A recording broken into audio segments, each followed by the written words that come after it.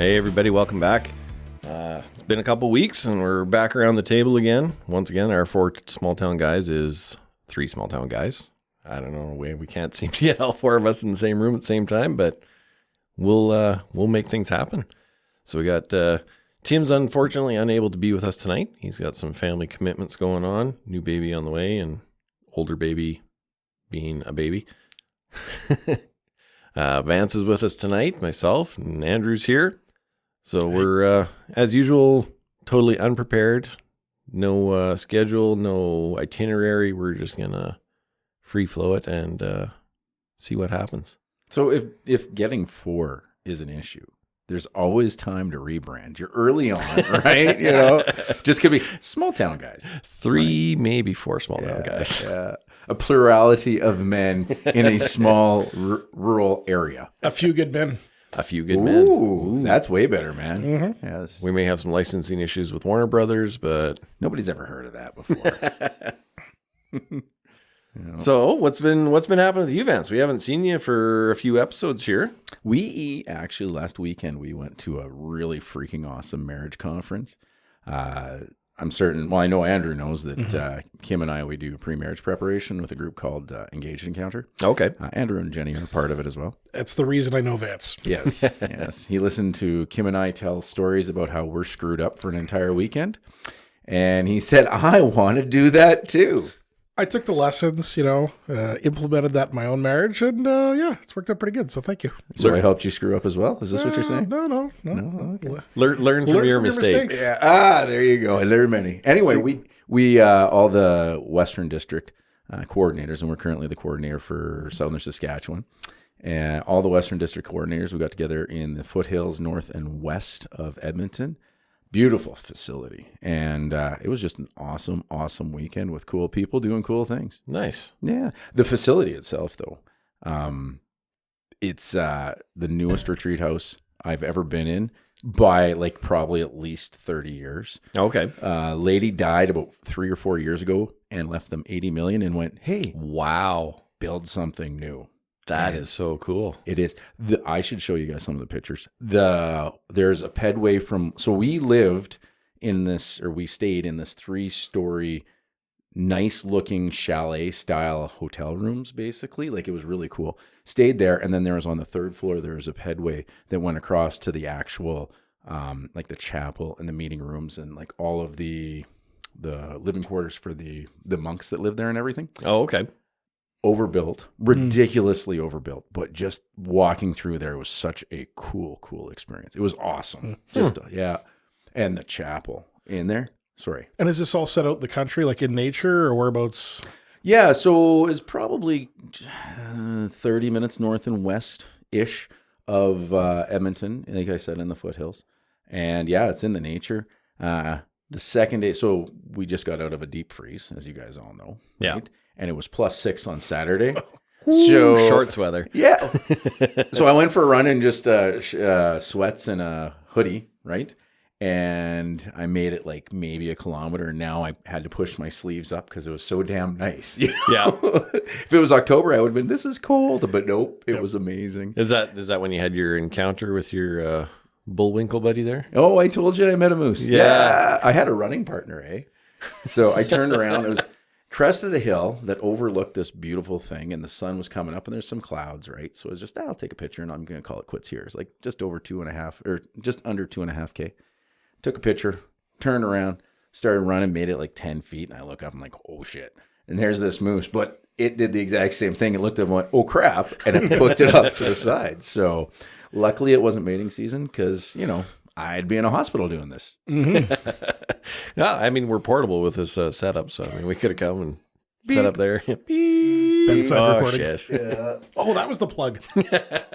Well, and that meeting with Andrew and Vance, you guys meeting at a marriage retreat conference, whatever you want to call it, is so much more wholesome than I knew Andrew from drinking beer and driving over shit with the Jeeps. Yeah. Well, we didn't drive over anything with Jeeps, but we were drinking that weekend. Mm-hmm. Actually, I don't think I was sober then, but there was wine present. There was wine present. Yes. Yes. Yeah. So On the date night, I think you called it. Yeah. Saturday night we always do a wine and cheese, or used to. Now some places we're a traveling roadshow. We always used to have the same place we went to. Yeah. But the retreat house in Lumsden changed hands and the price tripled. So yeah, we couldn't afford it. Such a beautiful venue, though, overlooking the valley. Oh. Yeah, and that chapel, the feeling in there was Yeah. just you couldn't. It had an energy, like it had its own battery, and that it filled you. It filled me. Like I know compared to the mountains, you know, the Qu'Appelle Valley isn't really that spectacular, but when you live in the plains and there is nothing, and then you see this fucking valley that's there, and it's just like, wow, hey, there's actually hills in Saskatchewan. Well, and no matter what valley you go to in Saskatchewan, there's energy there. Yeah. I can't remember who I was talking with, but like a lot of plains places throughout the world, they're kind of like have that devoid of energy feeling because like it just sweeps across, like from a feng shui perspective. Yeah. But every single time you go into a valley, it's just almost magical. It feels a lot different. Yeah, it does. Yeah. And you're like just 50 to 100 meters lower. That's the only difference, right? So Yeah. I can't remember what the depth is at our coulee there, but yeah, I think it's like 300 yards or something like that, maybe a little shy of that. Yeah, I haven't ran in there, so I don't have a Garmin measurement. But I only know from like from shooting from the rim down to the bottom with the rangefinder, it's about 350 yards. So it's got to be about 275 in terms of height difference. So my place to the creek in the Qu'Appelle Valley is, I want to say it's 93 meters elevation change. Oh, okay. Just to the first creek. And then if you go all the way to the river, which is another kilometer or so past the creek, it's 110 meter difference. So okay. Yeah, so that'd be about 300 yards. So that's give or take. A lot easier going in than coming out. Yeah. Always. Yeah. So true with so many things. Whatever. There's your marriage you lesson. mean. Yeah. We're talking about childbirth, right? Oh, Yeah. well. It's Number of definitely different easier things, going in than coming out. That's for Wherever sure. your mind takes you. So one of the things I was looking at in preparation for the show is the whole Zelensky getting kicked out. Yeah, like I haven't watched the video. I haven't seen it. I only know from what I can see from the look on Vance's face. He's like, the fuck we talking about? Google time. Yeah. Too much paperwork to do. So Zelensky had a meeting in the Oval Office today with Trump and Vance. And JD, not Vance Weber. Yeah, Way sorry. cooler. that would be really cool if you had been down the Oval Office today. Again. I'd be a little more surprised if you were shocked about what we were talking about, if that was the case. Yeah. But anyway, so they had this meeting with him, and, Zelensky was his usual self, looking for more money for himself and his friends, and to save his soldiers that he doesn't give a shit about. But Trump and Vance weren't having it. And I mean, like I said, I haven't watched it, so take what I'm saying with a grain of salt, but the ultimate outcome was Zelensky getting kicked out of the Oval Office. Yeah, like I don't Basically- think they didn't throw him out on his ass, but it was more like, okay, time to go. Yeah, we're done. I think it's time for you to leave. Yeah. That's interesting diplomacy. Mm-hmm. But I did actually, Kim, she's switched onto this stuff as well and wasn't pushing paperwork today like I was, so she could be a little bit more aware. She did talk about their discussions, and it was shared on talk radio this morning. And apparently Trump was pushing Zelensky to stand down, and then started saying, well, hey, World War III will be on you. Not quite those words, but basically, like, if you don't, if we keep pushing, right? Yeah. That's what's going to happen. You're going to drag Europe in, and then World War III is going to be on you, buddy. But more Trump version, so a lot more rude. Yeah. Right? Well, and if you think about it from that perspective, I mean, if the U.S. and, the EU stopped backing Ukraine, the war would be over fairly quick. I'm not saying it's a necessarily good outcome, but it would be over fairly quick. Yeah. Yeah, the only reason it's prolonged as long as it has been because of the money flowing in from Europe and US and Canada and Well, all over and the world. logistics support, the equipment, right? Like, I mean, there's one thing about, obviously, you've got very dedicated soldiers that have, literally put their lives on the line and, had them sacrificed. But it's the logistics of being able to get equipment there and have that, humanitarian support and all of those other elements that, they couldn't have done it by themselves. Yeah. Right. So that's what I'm saying. It's you pull that rug from under them, even if it's just as a negotiating tactic.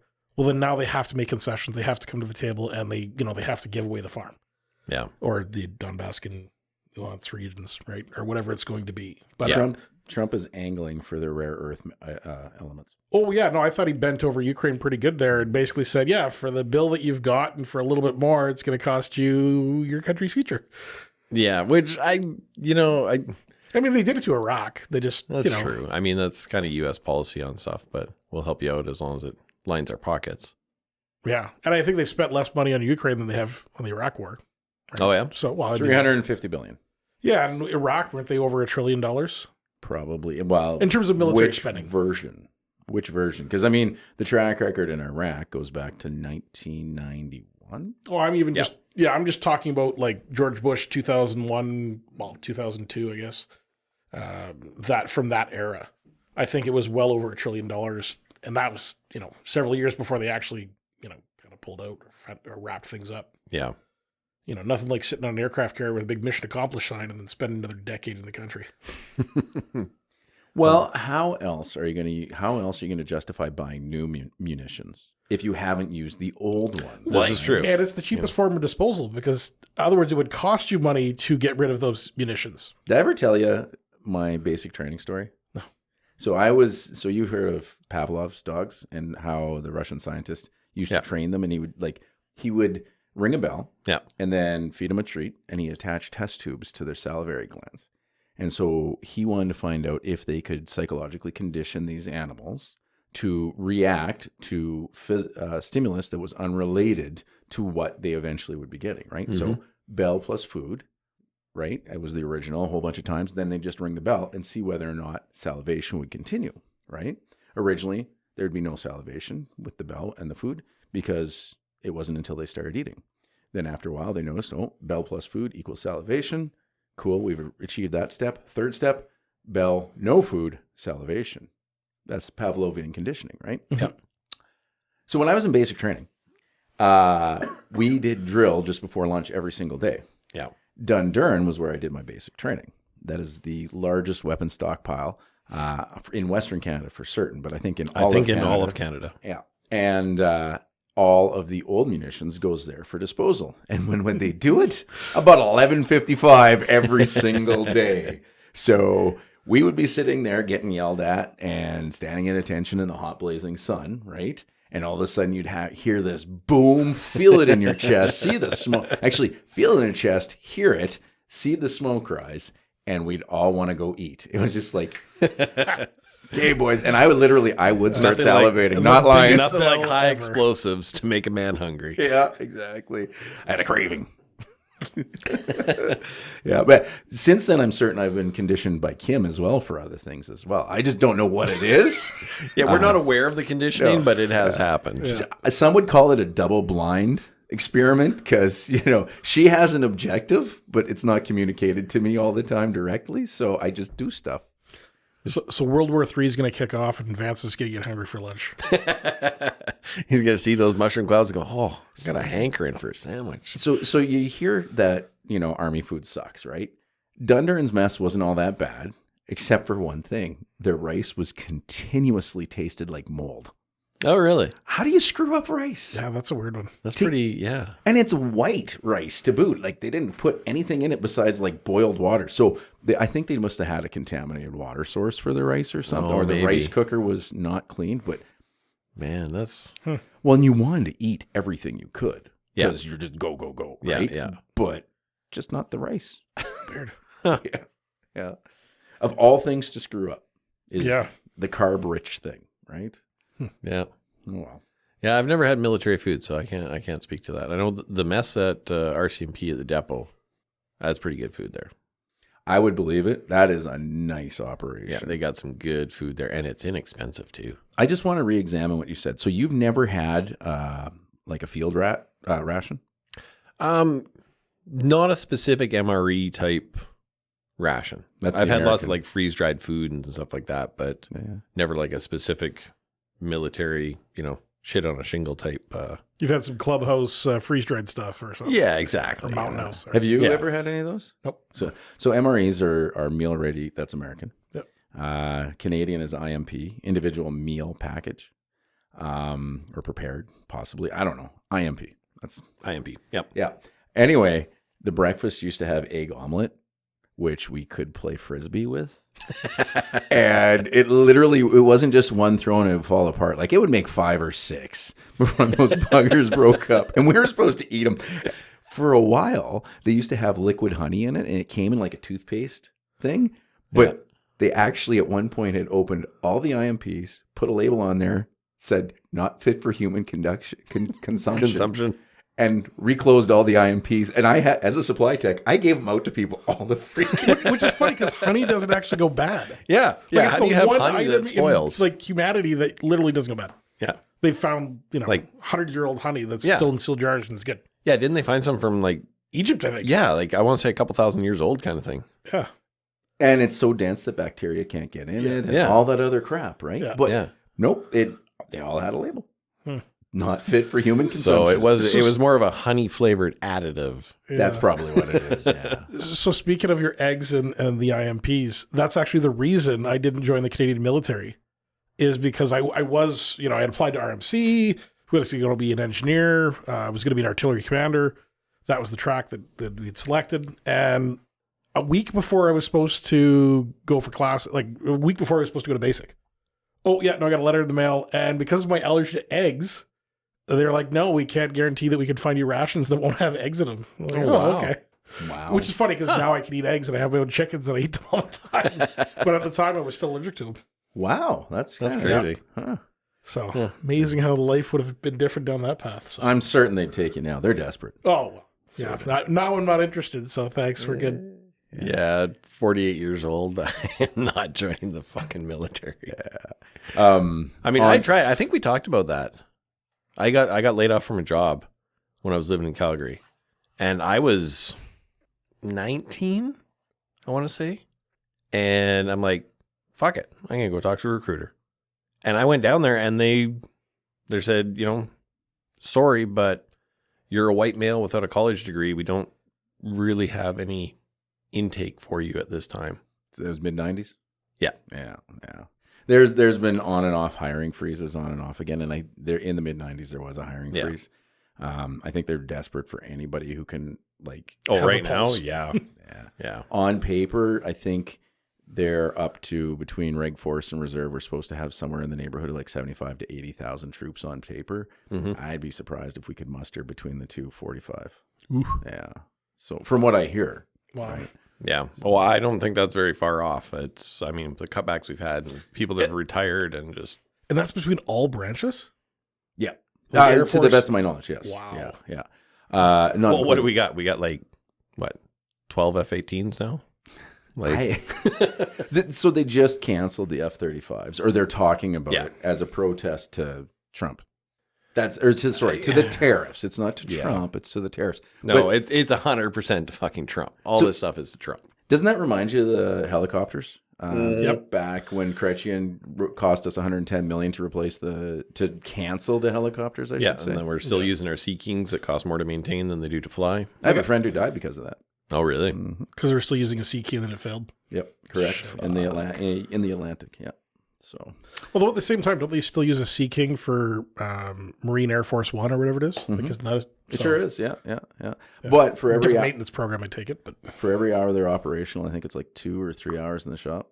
Yeah. Going over it, like they are, and I could be wrong on that. Like it could be even worse than that at this point. Like that was back when I was for a helicopter, it actually sounds like a decent ratio. Really? I'm trying to think. My uncle, he worked up north working on helicopters, and that seemed like it's in line with. I mean, he's probably working on old stuff up there too. So Yeah. Well, I mean, there was a guy we know. He used to have a private helicopter, and he spent more in yearly maintenance than he did in flying.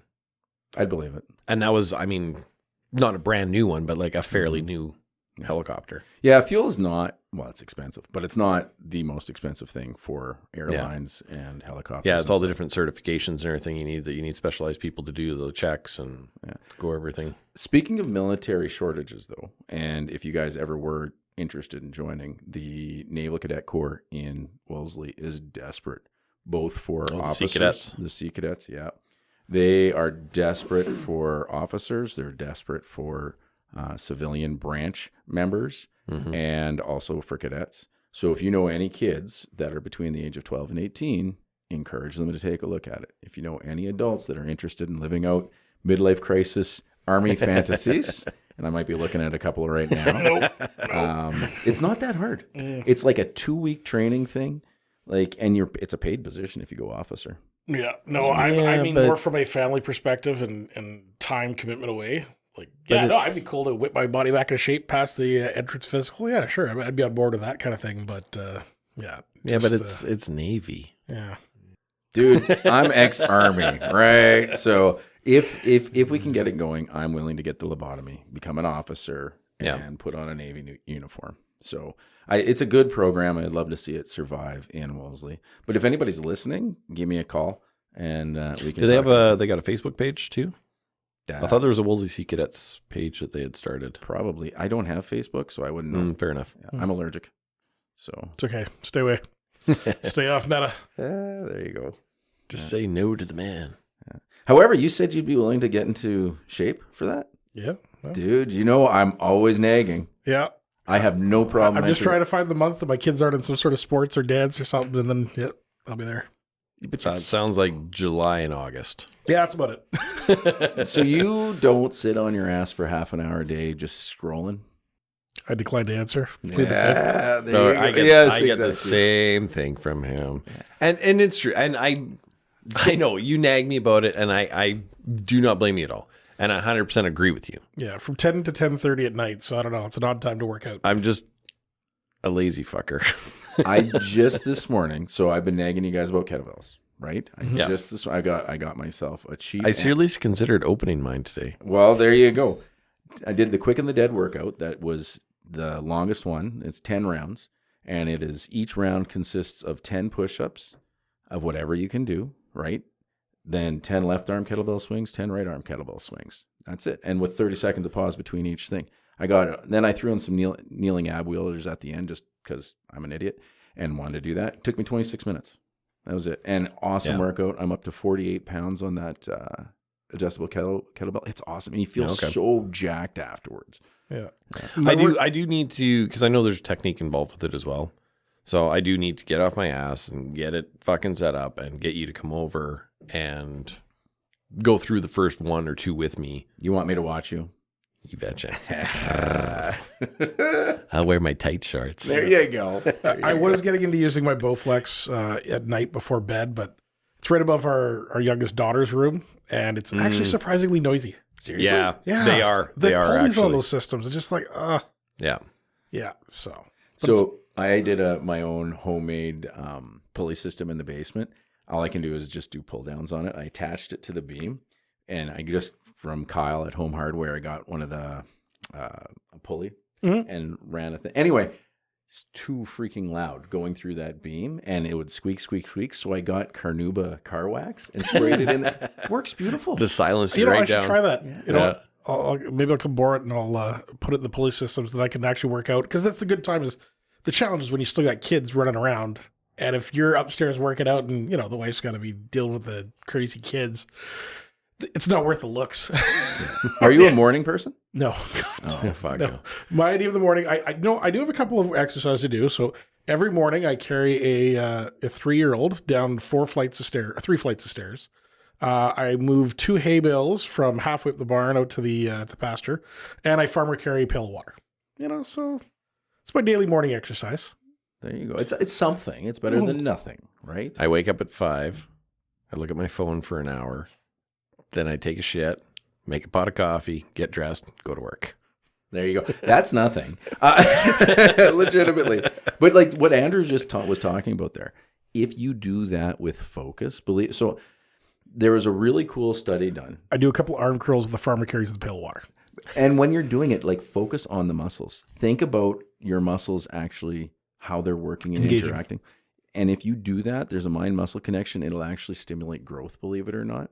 So for you don't need additional strength, but think about how they are increasing your natural furnace. So that Kick in that metabolism. 100% get your NEAT going, right? Your natural energy expenditure, right? There was a study that they did with people who had broken an arm, and so they're in a cast, and the control group just went about their life normally, right, and with a broken arm, and the study group, they were given dumbbell curls and possibly tricep extensions. I can't remember exactly, but arm exercises, right? So say if you broke your left arm, you're doing them with your right. But as you're working your right, instead of focusing on the muscles in that good arm, think about the muscles in the bad arm. Oh, okay. The muscle loss in the exercising people in the casted arm, which wasn't working, was like significantly less. Really? So less muscle atrophy. Just because the mind is so powerful. Oh, yeah. So powerful. That's pretty cool stuff. Yeah. Well, I mean, you look at like people that, there's an emergency situation where you got like a regular guy and he's lifting a fucking car off of a person or off a kid that got run over, right? Like, and that's not just movies. Yeah. No, it's true. Like the adrenaline surge and it's at that point you're getting your mind out of your body's way. Yeah. Yeah, because you're not thinking about it. You're just doing. You flip that switch in your brain where your brain says you can't do that, it'll hurt you. Right? A lot of our limitations are, like you said, they're in our head because our brain says we can't do that. That's like if you get a buddy when you're working out at the gym and he loads the plates and you didn't take a look and he said, load 150 and next thing you know you're benching 200. Yeah. Right. It's like, oh. Yeah, because you didn't know any better. I feel weak today. I'm struggling. Yeah, you hit a personal record there. Yeah. Shattered. Shattered. Without even thinking. I've gotten to the point where I'm thinking about buying 2 1-pound plates to load onto my barbell, just because I've gotten to the point where in some of my exercises I am hitting those PRs, and how do I still creep up when I can't jump the full 5 pounds? Because I've only got 2.5 pound plates. I just can't do that with the reps that I want to do. Yeah, you need just that little bit of an increase so you can get that little bit more of an increase. Yeah. I've got a 3-pound barbell cushion, right? So for back squats and whatnot, it's on there. So I'm thinking about taking that on and off every single. So that's 3 pounds, not 5 pounds, right? Yeah. So, but it's annoyingly loud Velcro. And it's a pain. Yeah. And then what else we were looking at in preparation? Oh yeah, total eclipse coming up sometime between March 14th and 22nd, I think. Of the heart? No. Lunar eclipse. Lunar eclipse, sorry. Yeah, not solar eclipse. Lunar eclipse. Yeah. So we'll have a nice blood red moon right around the spring equinox. That's right when we're lambing too. Yeah. There you go. Some blood lambs. Popping them out left, right, and center.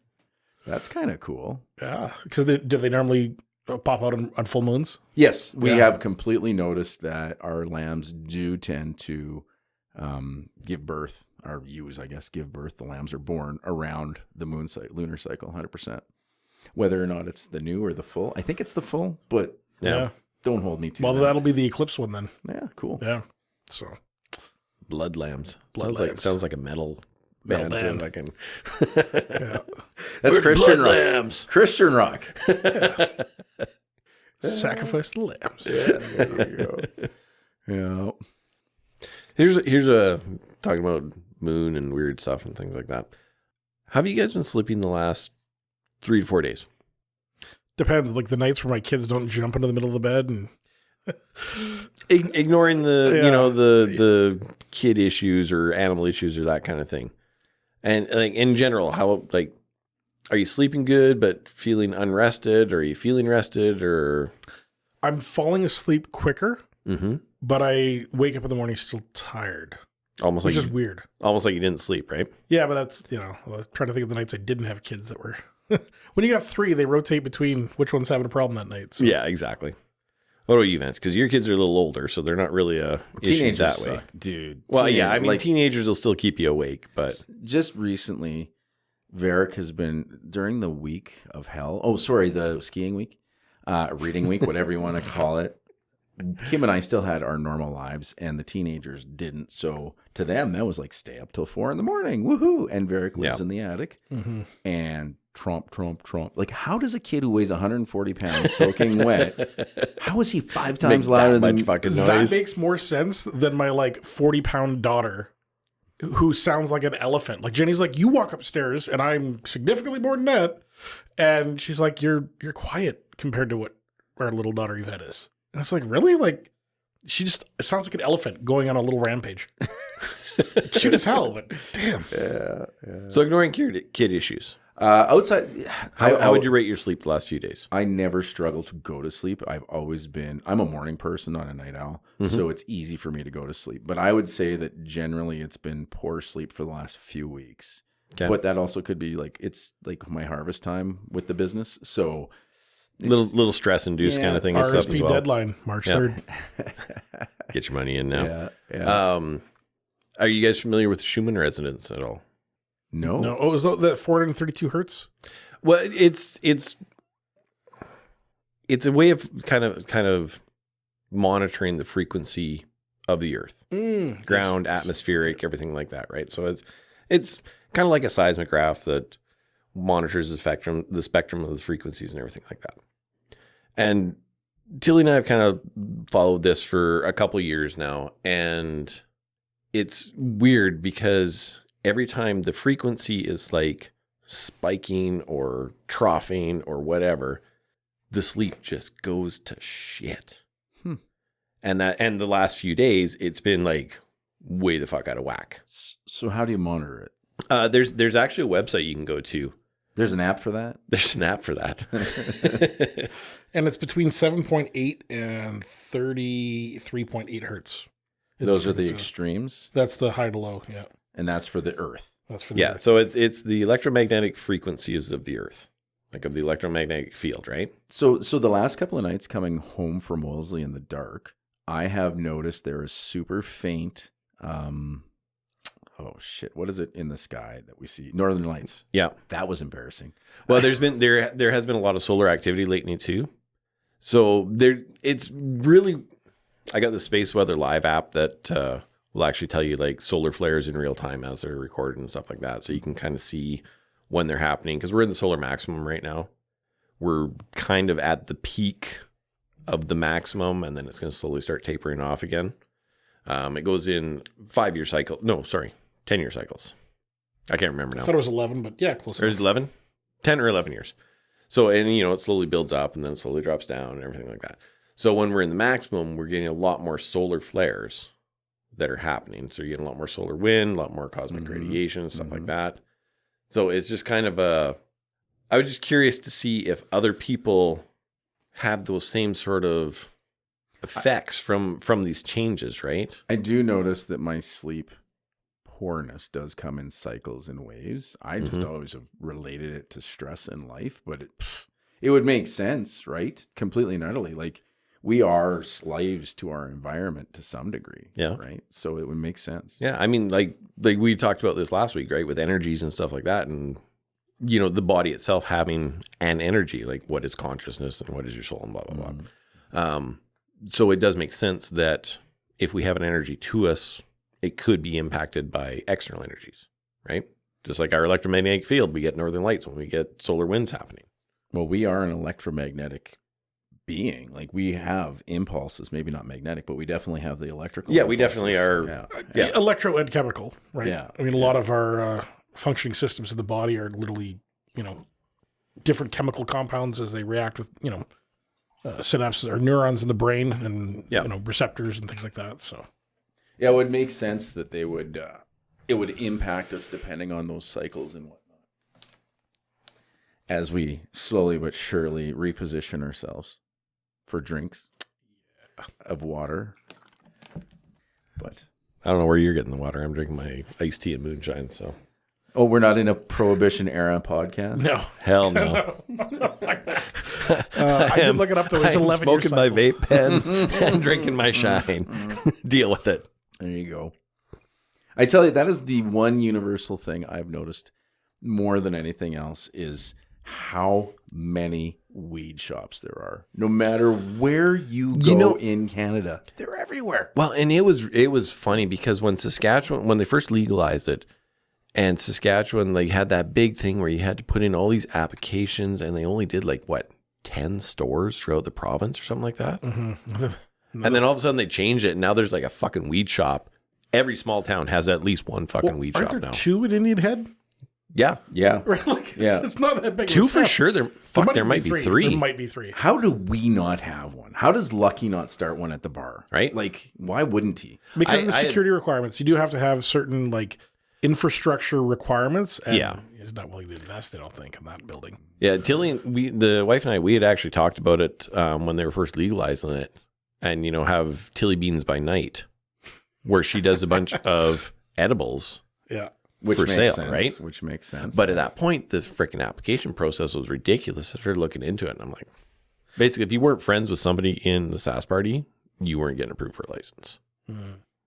Well, you should have really, talked to your dad, like, because he was networked in, dude. Like, he was not a stranger to politics by any true. stretch of the This is true. imagination. Yeah. But he wasn't a big fan of the weed either, so I don't know how well he'd want to go to bat for me for that one. It's just funny though, because I feel like I've been into a pot shop in Saskatchewan maybe once or twice. They're never busy. So like I don't know how they're supporting themselves. Like I don't. Well, like, money laundering maybe, but I doubt it because there's so many financial regulations and controls and oversight on those organizations that. And honestly, it's so regulated that the stuff you're buying in the store is kind of shit compared to what you can get other places. I'm not advocating the purchase of illegal narcotics. Anytime there's cash involved, you are definitely trending towards those areas where who cares if it's regulated? You can get away with a lot of stuff with cash, right? Yeah. When people pay at restaurants and whatnot with cash. Right? Tilly, the wife actually had this today. She was going to make a cash deposit at the bank, and they were questioning why she had such a large cash deposit. And we're not talking like 20 grand. We're talking like $2,500. Yeah, I think it's anything over 1,000 cash, but don't quote me. Yeah, and that's what they told her. No. Anything over 1,000, you have to say where it came from. But I thought FinTrack was 10,000.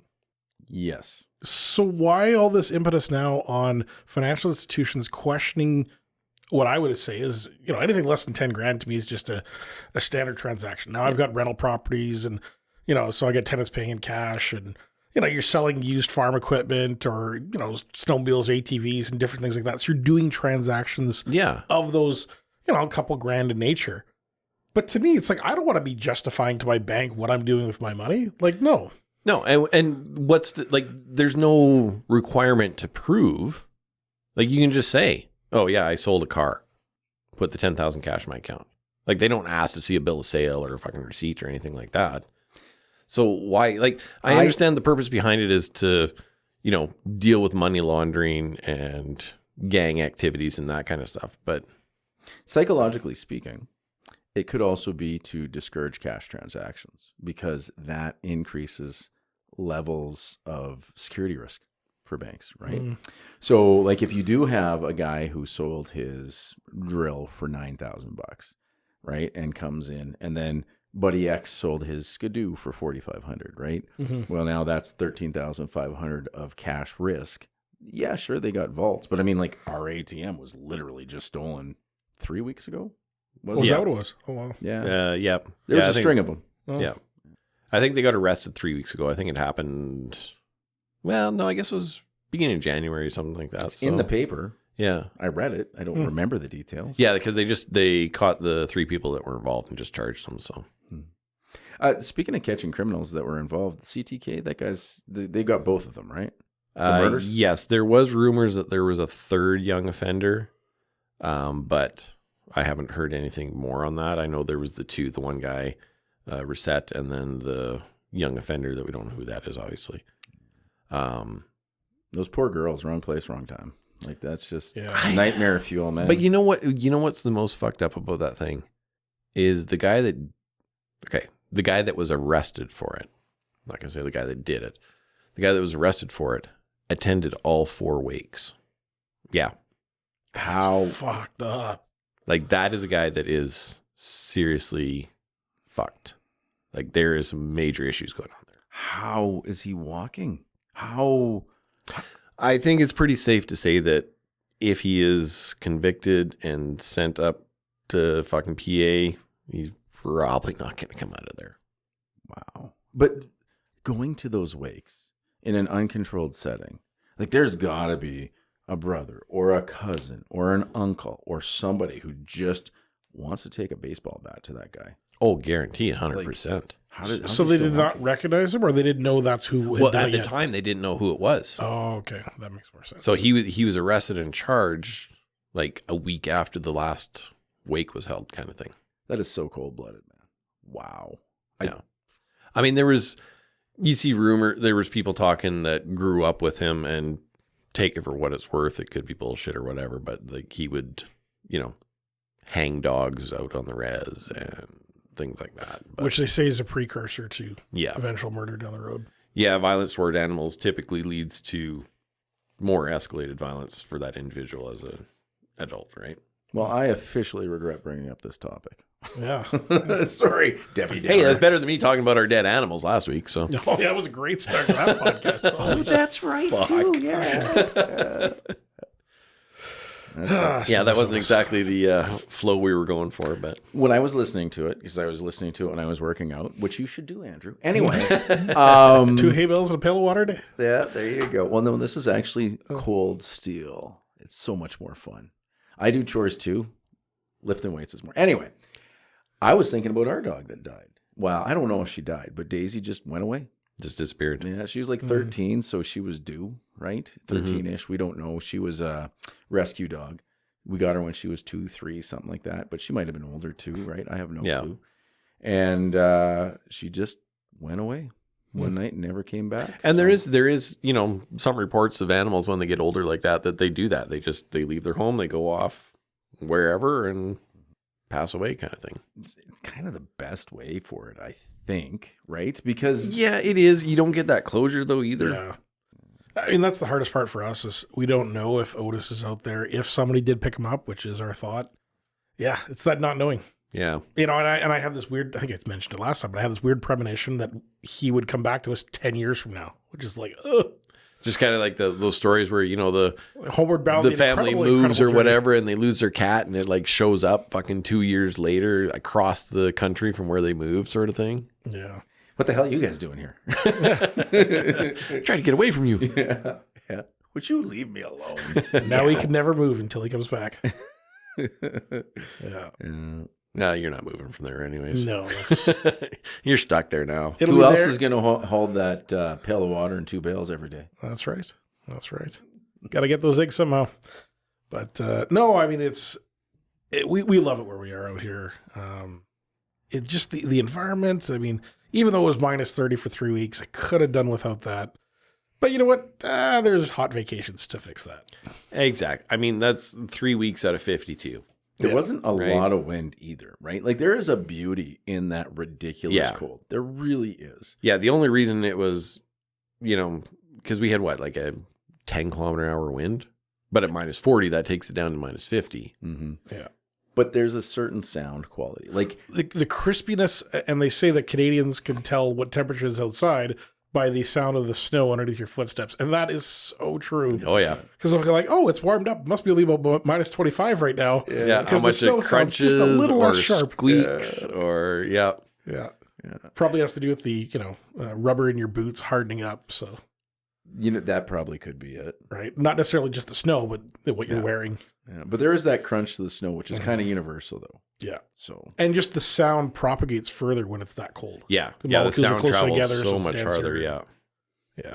But, and then just looking at the stars at night when it's that cold, it is crystal clear. I know I brought up the Northern Lights a little bit while ago. The last 3 nights, the sky has been gorgeous. Like just the clarity of the stars. You can see the Milky Way quite nicely, right? It's been beautiful the last few nights. Well, and the planetary alignment, being able to see all 8 planets in the sky. 7 planets. Or 7. Yeah. Okay. Oh, yeah, because you couldn't see Uranus. It hasn't I'm been pumped. over enough. No, it's legitimately the one planet you couldn't see. Or Uranus. That's how you pronounce Yeah. that one. Uranus. Yeah, they just changed that because they got tired of people making jokes. Which is oddly enough, I think the only one not named after a Greek god. Actually, yeah, I think you're right. Well, I guess Earth maybe too. Yeah. But other than So Arya has been really into looking at the sky. She must have learned about the Big Dipper or whatever. Mm-hmm. So like 3 nights ago, this is why I noticed is like 3 nights ago, we came home from dance or hockey or whatever it happened to be that night. And she was looking for the little scooper and the big scooper. What? Oh, you mean the Dipper? Like, well, yeah, whatever. And so I showed her where Polaris is from the Big Dipper, and like you connect it to, yeah. And I'm so glad she has learned that, because it made me stare at the stars, and it has been beautiful the last 3 days. You guys should come and borrow Ty's telescope. We got one for his birthday Christmas present. Yep. And it was neat, like being actually able to see Jupiter, you can't really necessarily see the red spot, but you can tell that there's some color striations. And wow. Yeah. That's a good telescope then. Yeah, a decent one. It's from Costco. I mean, the hardest part is actually more the vibrations. If like all it takes is just a slight touch, and you got to wait for that image to sort of restabilize from the micro vibrations. What I found really weird, because we had picked up a telescope at like a garage sale or something. It's still a fairly decent one. And we were looking at the moon the one night. You had full moon, right? We had it set up and we're watching the moon, right? And you get in focus, like, oh, cool, right? And you're like, here, look at this.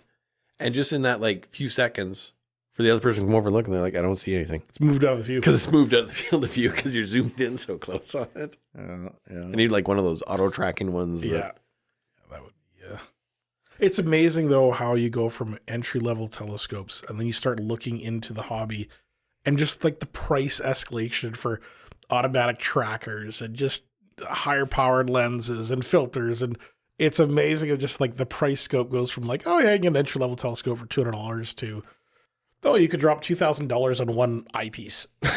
It's like, what? Yeah. Optics are insane. Yeah. Right. Like, so, and that's true of camera lenses or whatever. Rifle scopes. Scopes, everything. But yeah, if you guys need to borrow that and have a little star night, it's pretty neat. Might happen. You never know. Yeah.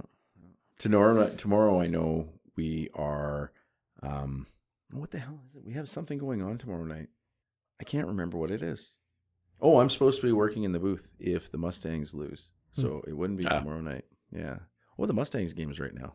Oh, is it on right now? Yeah. Second game in the playoffs. We won the first one 10-0 in Strasbourg. So, yeah. Probably not working tomorrow night. That's got to be so frustrating for that team, because they're not good enough for that next level, but they're way too good for their current level. So I think it's an 8 or a 10 team league, and the top 4, the Mustangs came in third. They got 14 wins. Mm-hmm. The first and second place teams both got 14 wins as well. So it's just a matter of the ties and whatnot. Wow. So yeah, it's a very top heavy league. Yeah. So it's going to be interesting. I guess I should change that statement, because it's not that they're not good enough for the next league. It's all the extra financial commitments that are required. Right? It's a different level. Because now they need a bus and they need all this other, equipment and commitments and stuff like that to be at that. And the tournament fees. And we do have a couple of junior B team quality players for sure. And probably 1 or 2 junior A's for that matter, right? Like, to us, like to the novice hockey fan, like they are quality players here. But there is a striation there. And we do have some quality players, don't get me wrong. But overall, it's insane how good the guy. Like if you were watching the Four Nations Cup, watching them, the speed they moved without effort is insane. But that's the elite of the elite. Right? Yeah, they're 3 strides and they're halfway across the rink. Like it's unbelievable. Yeah. Speaking of professional level hockey, my Winnipeg Jets finally broke their 11-game winning streak. Nashville Predators took about 2-1, but 11 games. They're sitting at the top of the division. So it'd be nice to see them go to the playoffs this year, but hopefully they can make it out of the first round. Again? Well, it's been a while. I don't think Jets, since they've returned, have made it. Well, no, sorry, they did make it out of the first round, but they've been in the conference finals twice, I think. Varick's team is the Jets. Oh, okay, yeah. I'm a Habs fan, but I've adopted the Nashville Predators. Oh, yeah, so. Jets being rival. That's who's knocked them out of the playoffs almost every time. That and they're with the Vegas Golden Knights, so it's like they're in a tough division. Are they ever? My allegiance to Nashville has been bought though, so because Brett Wilson donated $25,000, so I have no problem cheering and advocating the Nashville Predators. Go Preds! That's all I can say. So, yeah, bought and paid for. There you go. But he's also a cool dude. He really is. I remember you saying that last fall at the Sportsman Dinner. You were talking about it, and just a really down to earth, just really personal individual. 100%. Care for the community. Yeah. When I first talked to him, he was actually in the mountains mountain biking with his grandson. Wow. Yeah. And that was pretty cool. He's just a cool dude, honestly. So, and pretty damn famous to boot. So, Self-made businessman, right? So, 100%. 100%. You know, and that strength of character shows, right? So, Hey, your filter's going to get that, eh? what's that? I said your filter's going to take out that pause, right? Oh yeah. We removed that. That's no There problem. you go. I think that's the first time we've talked about hockey here. We talked about boxing once. Yeah, and the Mike boxing Tyson ones. night. I hated hockey for the longest time. Mainly from growing up, right? I've never pretended to be an athlete. I'm not a fucking athlete. You know, but you play hockey when you're growing up in a small town. And, you know, I got on a team where there was some very skilled players on that same team. And you never played because the good players are out there, Mm-hmm. you know, or you beat it on the ice and you make a mistake and then they're, and, you know, it turns you off of the sport. And I never watched hockey for the longest time. But my ex-wife, when I started dating her dad was huge into hockey. Mm. So now I started getting into hockey, right? Because you got to appease the girlfriend's dad, right? And so then I started really getting into hockey. And then it was, you know, like it got to the point where if I couldn't watch a hockey game, I was recording it so I could watch it later. Oh, wow. You know, Holy so you're crap. coming back from wherever you were and it's like the radio is off. You're not listening to any updates. So you can go home and you can watch the game and Full bore into Yeah, suck oh, up yeah. mode. And then they went on strike. And they came back. I'm like, all right. A little pissed off about all this, but, you know, watch it. You know, and you're watching. And then they went on strike the second fucking time. And I just, Done. from that point, I was done. I didn't watch it. It was... That was what, 96? No, the first strike was in... Well, the first strike from when I started walking in hockey again. So that would have been 2000... Oh, okay. I can't even remember. It was after 96, but somewhere in that, you know, that late 90s, early 2000s, whatever it was. I want to say it was like 2001 was the first one, like 2003 was the second one, something like that. I don't remember exactly, but I never have been that gotta watch every single game guy. Never. Like it's just there's so many of them on and whatnot, right? yeah. Football, on the other hand, I used to go out of my way to watch as many games as possible. And I think the big reason is there's so many less games, right? Hockey, what is it, 82 or 88 games per season? NBA is 82 games per season. Baseball's even worse. What is it, like 100 something? 160. 100? yeah. It's brutal. Yeah. It's 160, ridiculous. I think. Yeah. I couldn't imagine. So when I think I was on a course at CFB Borden. And me and some of the guys, we got tickets to Blue Jays Yankees game. Mm-hmm. And the big unit, Clements was pitching, and it was nearing his end, I think. Don't quote me on that, but like, you know, it was like important to go see it. I'd never had a chance to see him pitch before. I can't believe how boring baseball is when you're not playing. Like, Oh, yeah. But I think they've really tuned that up in the last couple of years with their new regulations. So they got the timing count on the pitchers, and the batter can't step out of the batting box. Like they've really done a lot of manipulation of the rules to speed that up. Yeah. I all stopped sports. watching baseball a long time ago, so I mean, Yeah, I mean, It's all funny. sports are starting to do that. Like the CFL, the NFL is changing their rules to try and make it more action intense for people, right? yeah. Although speaking of baseball, I am very excited. You know, Wolseley's basically going to have a baseball league this year. Thanks to the members of the board, you know, a whole bunch of volunteers. Like it feels kind of like that energy with Craft Hockeyville. Just people that are wanting to get involved. Okay, what can we do for fundraising? We're just getting started on that kind of stuff now. And just like, okay, let's get stuff going with the ball diamonds. Let's look at uniforms, getting equipment. Registration's open right now. Closes on March 14th. So make sure you get your kids signed up for that. And it looks like we're going to be able to field a couple teams. For sure in the younger ages.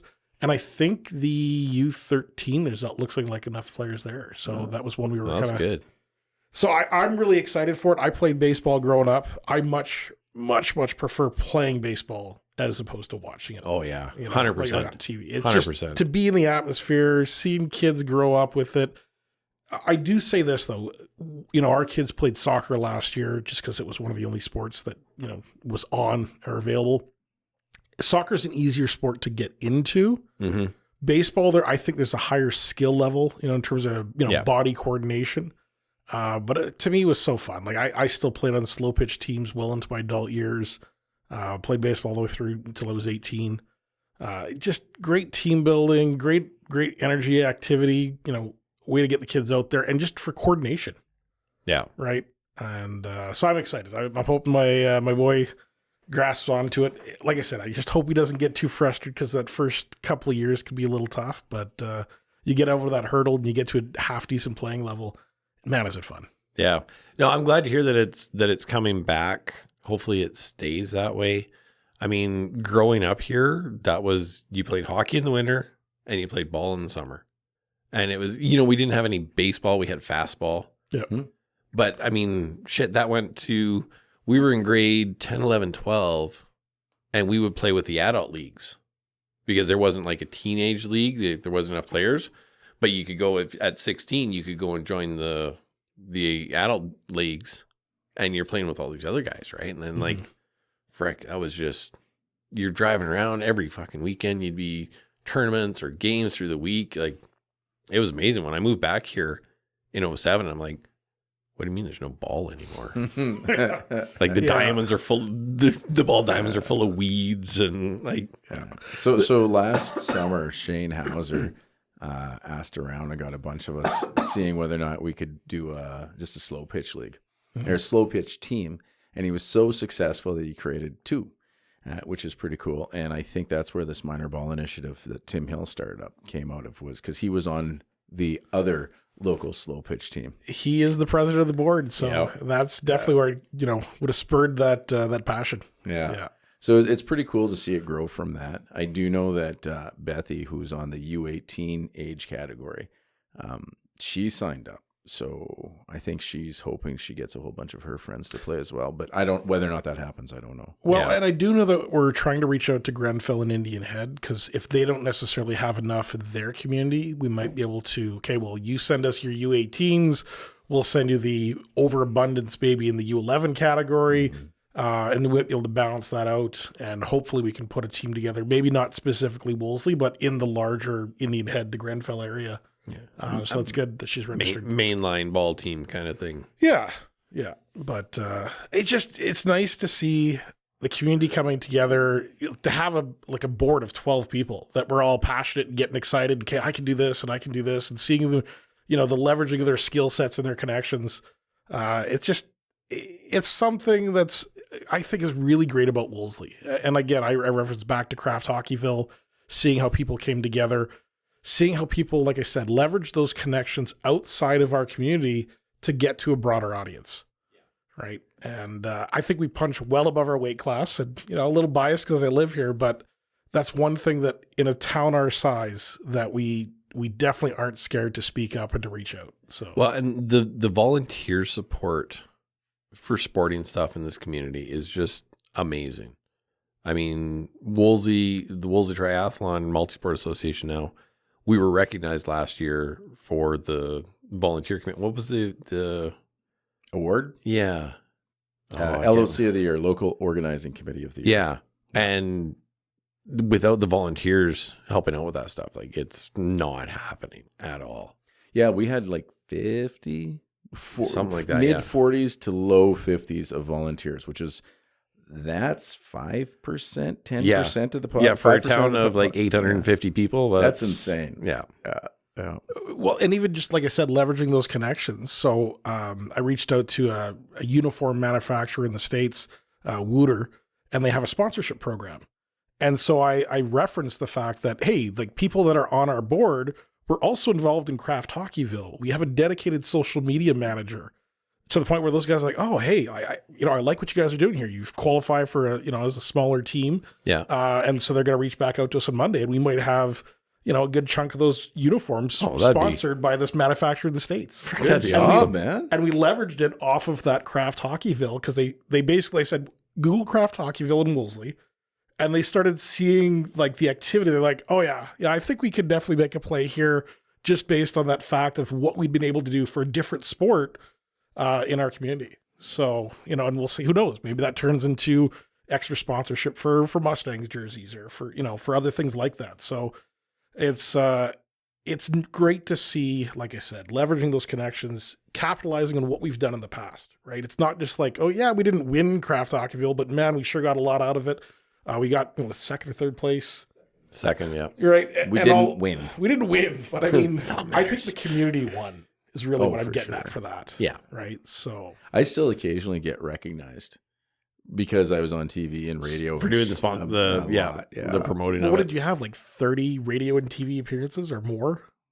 During that 3 weeks, yes, at least. But like before that, I had some as well in the lead up to before we were officially the finalist for Craft Hockeyville. There was some beforehand when we were just pushing to get to it.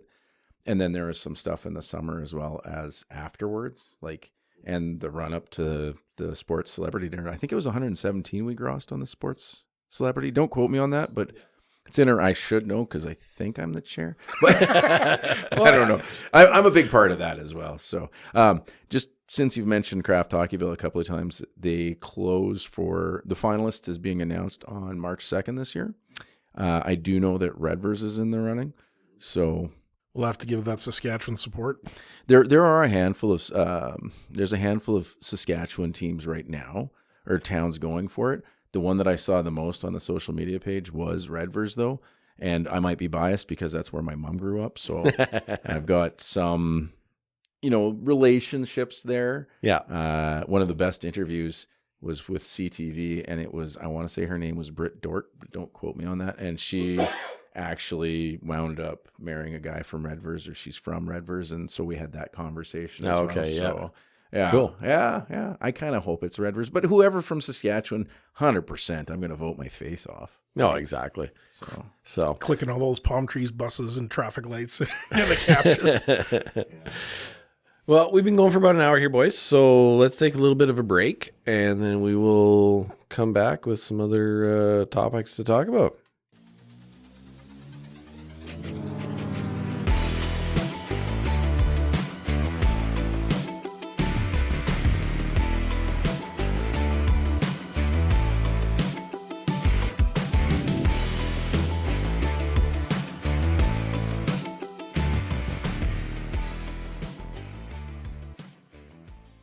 Hey, everybody, we're back now.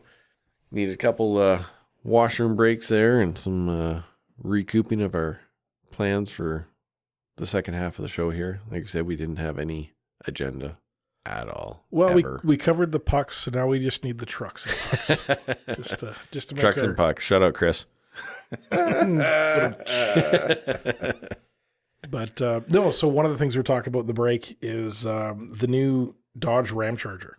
And so this is are they designing this to look like the old Ram Charger, or is this just like, how Chevy massacred the Blazer? Nah, it just looks like another newer Dodge truck. Okay, so it's just like a Dodge Ram truck, but they're calling it the Ram Charger because it's got the diesel. Well, it's not gas. A diesel. It's a gas engine, but it basically works like a locomotive where you have a generator on board, and it powers the battery. So the generator is feeding into the battery, and it's an electric truck that happens to have a generator gas engine in it. I think it's got like 1,100 kilometers of range. So basically, it's like taking a Tesla Cybertruck, but throwing a gas engine onto it. Yeah, so like Edison Trucks is doing with their stuff out with in the BC. bigger semi-trucks, Yeah. That would be amazing for going camping. And you fire a slip tank on there, like you could just go forever. Well, it's already got 1,100 kilometers of range. So their whole idea of range anxiety with electric vehicles out the window. And when you get back home, you can still plug it in and charge that battery. So you get the best of both worlds. Oh, yeah. So I, not that I'll ever have, I don't know, it's probably going to be like $120,000 truck. But on the cheap end. On the cheap end, yeah, the base model. But I'm thinking like construction companies. Like you could literally go to a remote job site. And I'm not sure if it's going to have 220 volt. It probably could. I wouldn't see why it wouldn't. I mean, you look at those, what are those superchargers? Aren't those like 400 volt or something like that? But either way, I mean, you can essentially power your work site, at least all your 110 accessories, table saws, and all 110 welders and stuff like that. But from a construction standpoint, well, now you don't have to bring a separate generator, which is taking up room in your truck box. Yeah. To me, I think this is the way that electric vehicles need to go. Yeah. For sure. Like I have no problem against fully electric vehicles. I think they're cool as shit. But we're not there yet. Well, and we live in a province that is very spread out. And to have the grid infrastructure and the superchargers all over the place, I just think it's going to be a long time before you get, a supercharger out in Kamsack or maybe they have one there. I don't even know. But like it is because it is we are a huge province with like nobody in it. Yeah. I could see myself buying a used Tesla before too long though. Like I don't know if you guys have seen the clips of people pouring paint on Teslas and throwing just dirt because everybody's pissed off at Elon out of protest. Exactly. Yeah. So that's going to impact their resale. Right. Yes. That's going to impact, and there's going to be people who are like, I won't support this guy. I'm going to get rid of my vehicle. Right. So they're going to come down in price, and I would have no problem using one as a commuter. I mean, I've still got my pre-order list. They haven't even contacted me yet for general commercial sales. I think they're still on the, what do they call it? The signature series when you're you're buying the top end model. That's the first off the line kind of stuff. Yeah. I think I'm signed up for, their base model, their $60,000 truck. Yeah. That's on the Cybertruck, right? And they haven't announced Canadian pricing yet, I don't think. But, I mean, the fact that it's built out of stainless steel, that unibody construction that can handle, 9mm rounds, that it can take a slightly smaller steel ball to the side windows. It looks like your child drew it. Yeah, well, hey, easy to draw, cool to drive. Well, lots of people hang that shit on their fridge, right? Yeah, I think the concept behind the Cybertruck is great. Mm-hmm. The design is just fucking terrible. What were they thinking? No, wait, they weren't. It's fucking terrible. Like Elon took that fucking joint from Joe on the podcast and then watched a Cyberpunk episode. And, he came up with Baby X. Dad, look what I drew. And now it's like, hey, that's my truck. I love it. Yeah. Because didn't they hire some, Ferdinand Piech or some specialized German European designer to come up with like the Model 3 and the original Model S? Oh, okay. And I'm assuming they fired that guy at some point because then they got the Cybertruck. Then they were like, what the fuck is this? But I mean, the fact that it's made out of, cold rolled, stainless steel, and I don't know. As someone who's had vehicles rust out in the past, some old minivans and stuff like that, I don't know. I just think it's kind of cool that they've gone from materials first standpoint. Have you guys seen what's happened to Tesla's stock price? Speaking of protest, I haven't been watching it. No. Oh yeah, like it's lost like 90 billion of value. Oh wow, that might be an exaggeration, but like it was at one point going up by like $1 billion of. That seems low. A valuation every day. It was increasing substantially. Yeah. And then it just free falled since Trump's been in power. Just dropping. Like you wouldn't be like maybe as much as 25% off. Like it's crazy how much it's dropped. Like it's dropped a lot from its peak, but if you look at like a 5-year historical average, and right now it's at like $293. I don't know. That kind of seems like almost a 5-year average. They're still massively overvalued. Like if you look at a PE ratio, there's still a bubble. Like I think even Elon would say, like he said in public meetings, I think the company's overvalued. I don't know why you guys are buying this thing, but hey, I'll take it. Yeah. Well, yeah, because I mean, wasn't his original plan was that these things are supposed to be like $35,000. Mm-hmm. Like they were supposed to be an affordable electric vehicle for the masses, sort of thing. When Andrew threw out $60,000 for a truck, I'm like, holy shit, that's $20,000 below the competition. Yeah, USD. Like though. that's wow, no, never mind. That's in lockstep then. Yeah, never mind. Yeah, because that's what 60 USD. That's 80. what 80, 83. Yeah. Too much. Way too much. I don't want to get depressed. I want to know. Come on, jeez. Way too much. Andrew's being a masochist now.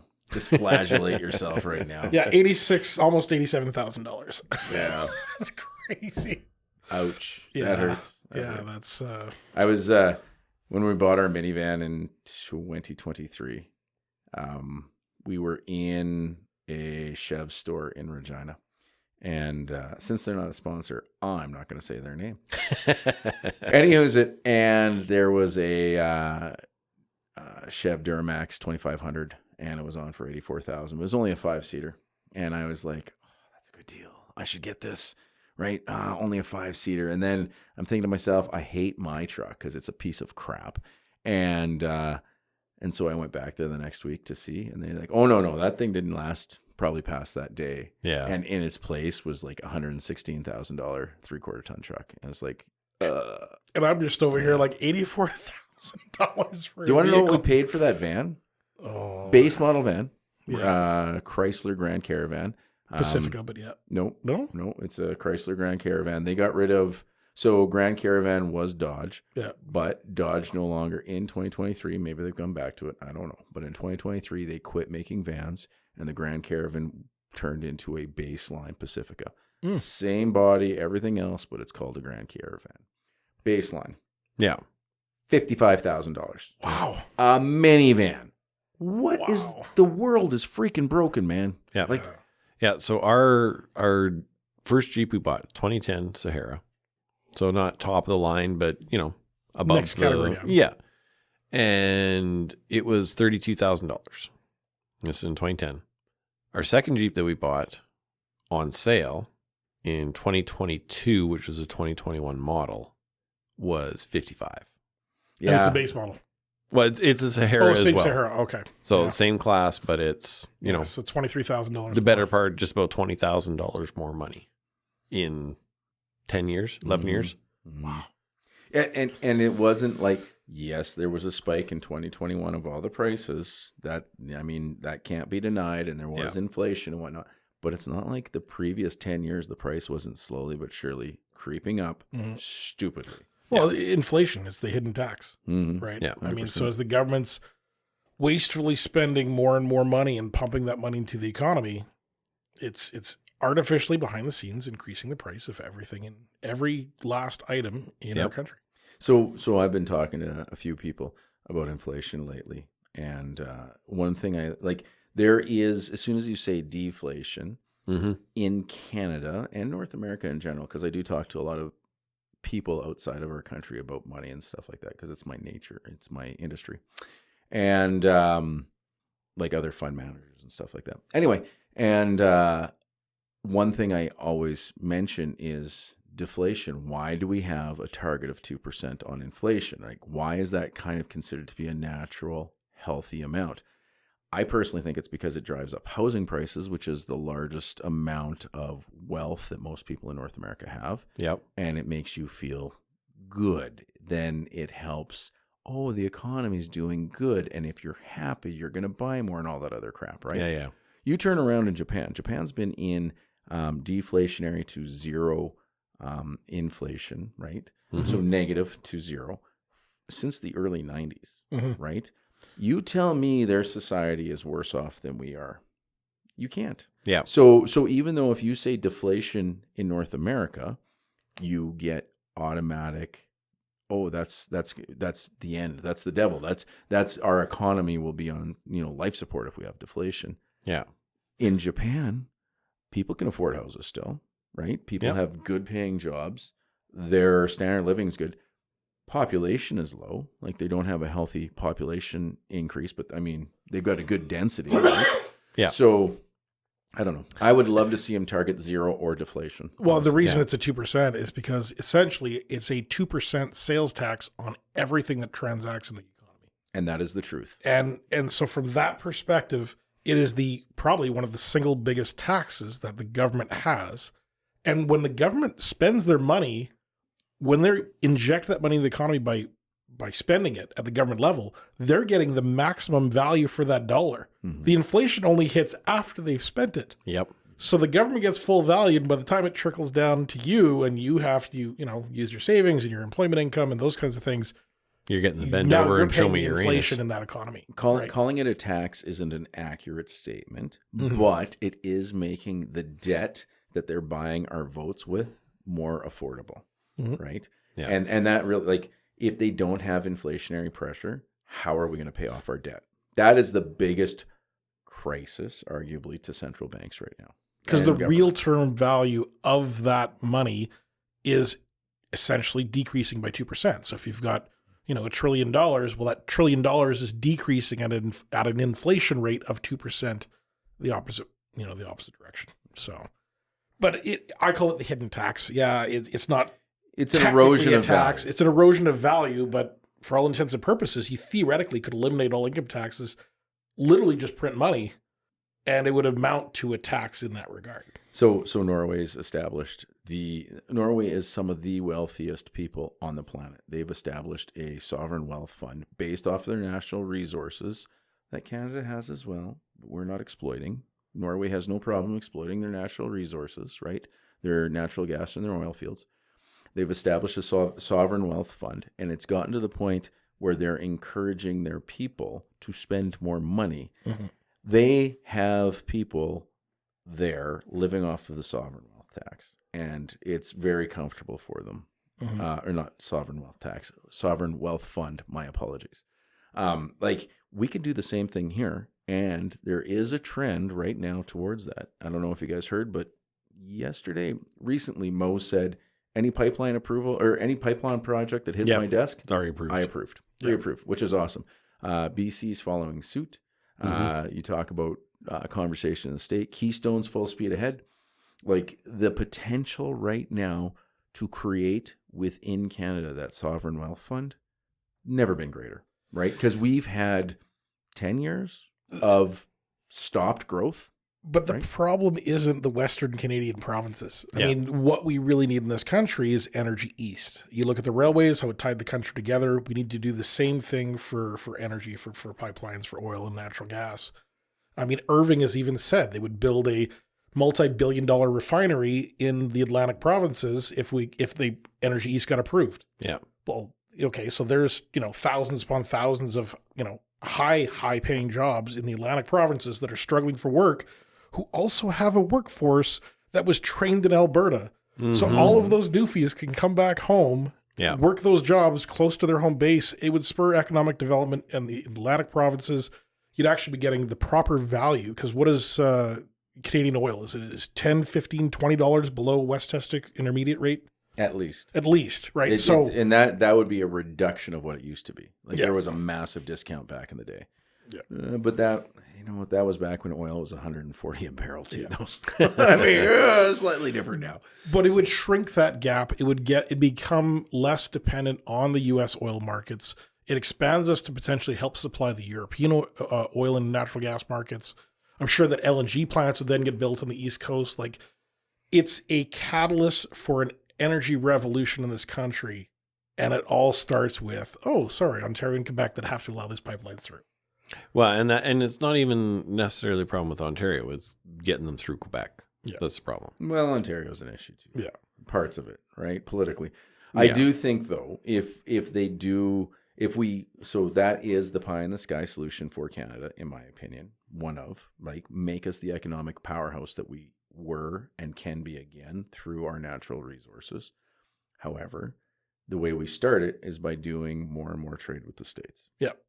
Even though there's a siren call against it right now, right? And we do got to do something. If he opens up tariffs, we do have to do something. I'm not necessarily saying tariffs. It's not my job to say what it is. But we can't just roll over and do nothing. Yeah. Right? There has to be some sort of incentive to not harm us, right? Anyway, we got to start opening up the pipelines to the States. And once they see our economic engine switch back on, they're going to go, we want that. Mm-hmm. Right. So an interesting political theory that I've been pondering over the last few days. So some people have saying, the Canadian Liberal Party with, potentially Mark Carney is their new leader, that they've massively risen in the polls since the tariff or the threat of tariffs has come into place. And then I think it was just today or yesterday, Trump was basically saying, I'm not really liking Pierre Poilievre's comments because he's, being pro-Canada. And I think a fairly balanced and moderate approach in his statements. He's not been necessarily attacking the states, but, Trump's going to read into it what he wants. But that attack on Pierre Poilievre is really, it's almost like he's trying to engineer another liberal victory. And I think it's because they know that if liberals are in power, They're the gonna have U.S. all the gets to control. wipe the floor with Yeah. whatever policies they want to implement. So, you talk about election interfering. Well, this is being political gamesmanship from a U.S. at a very advanced level Yeah. that are steering, I think, the Canadian electorate in that direction of back to liberals. I'm of the opinion. So Canadian elections are won in Ontario and to a lesser extent, and influenced by Quebec. One in Ontario, influenced by Quebec. Yeah. Right? If you want them to vote for Pierre Poilievre, if Trump wanted them to vote for Pierre Poilievre, he would say good things about Mark Carney. If he wants them to vote for Mark Carney, he would say good things about Pierre Poilievre. Because you know what is unifying in Canada? Probably 70 to 80% of the people hate Trump. Yeah. Like Yeah, across the that's a good country. point. Oh, yeah. right? Yeah. So, Yeah. Look at the whole. So Trump's Buy trying to Canadian thing distance that's going himself on. from Pierre Poilievre in order to allow Pierre Poilievre to appear anti-Trump, and then he would then win favor in Quebec or in Ontario. if there is gamesmanship going on, that's the way I would look at it. There we go, 3D chess right there. Well, I don't know about 3D. It's Oh, like, multi-level. yeah. Checkers with a third color, Oh, maybe. I don't know, man. This is me we're talking about, right? I do like chess, admittedly. I've never played well, there you 3D go. chess, but I do like chess. Yeah. Yeah. And I refuse to let Varric win. It's good. He's good at it. I will not let him win. He's good, though. He's actually really good. He's beaten me once, and he always pushes me whenever we play now. So that's cool. But, yeah. Yeah. I'm just contemplating the whole, when we're talking about the U.S. Canada thing, the whole, buy Canadian push that's going on right now. My first thoughts with that are, why the fuck weren't you buying Canadian for the last 30 fucking years? 100%. The only reason you're doing it now is because the media is telling you to fucking do it now. Check this box, post this on social media. But then the other thing is, like, selling fruits and veggies. And I literally have people coming that are like, well, I'm not buying that. That was grown in the U.S. I'm not buying that was grown in the U.S. Where the fuck do you expect to get bananas in Canada in fucking March?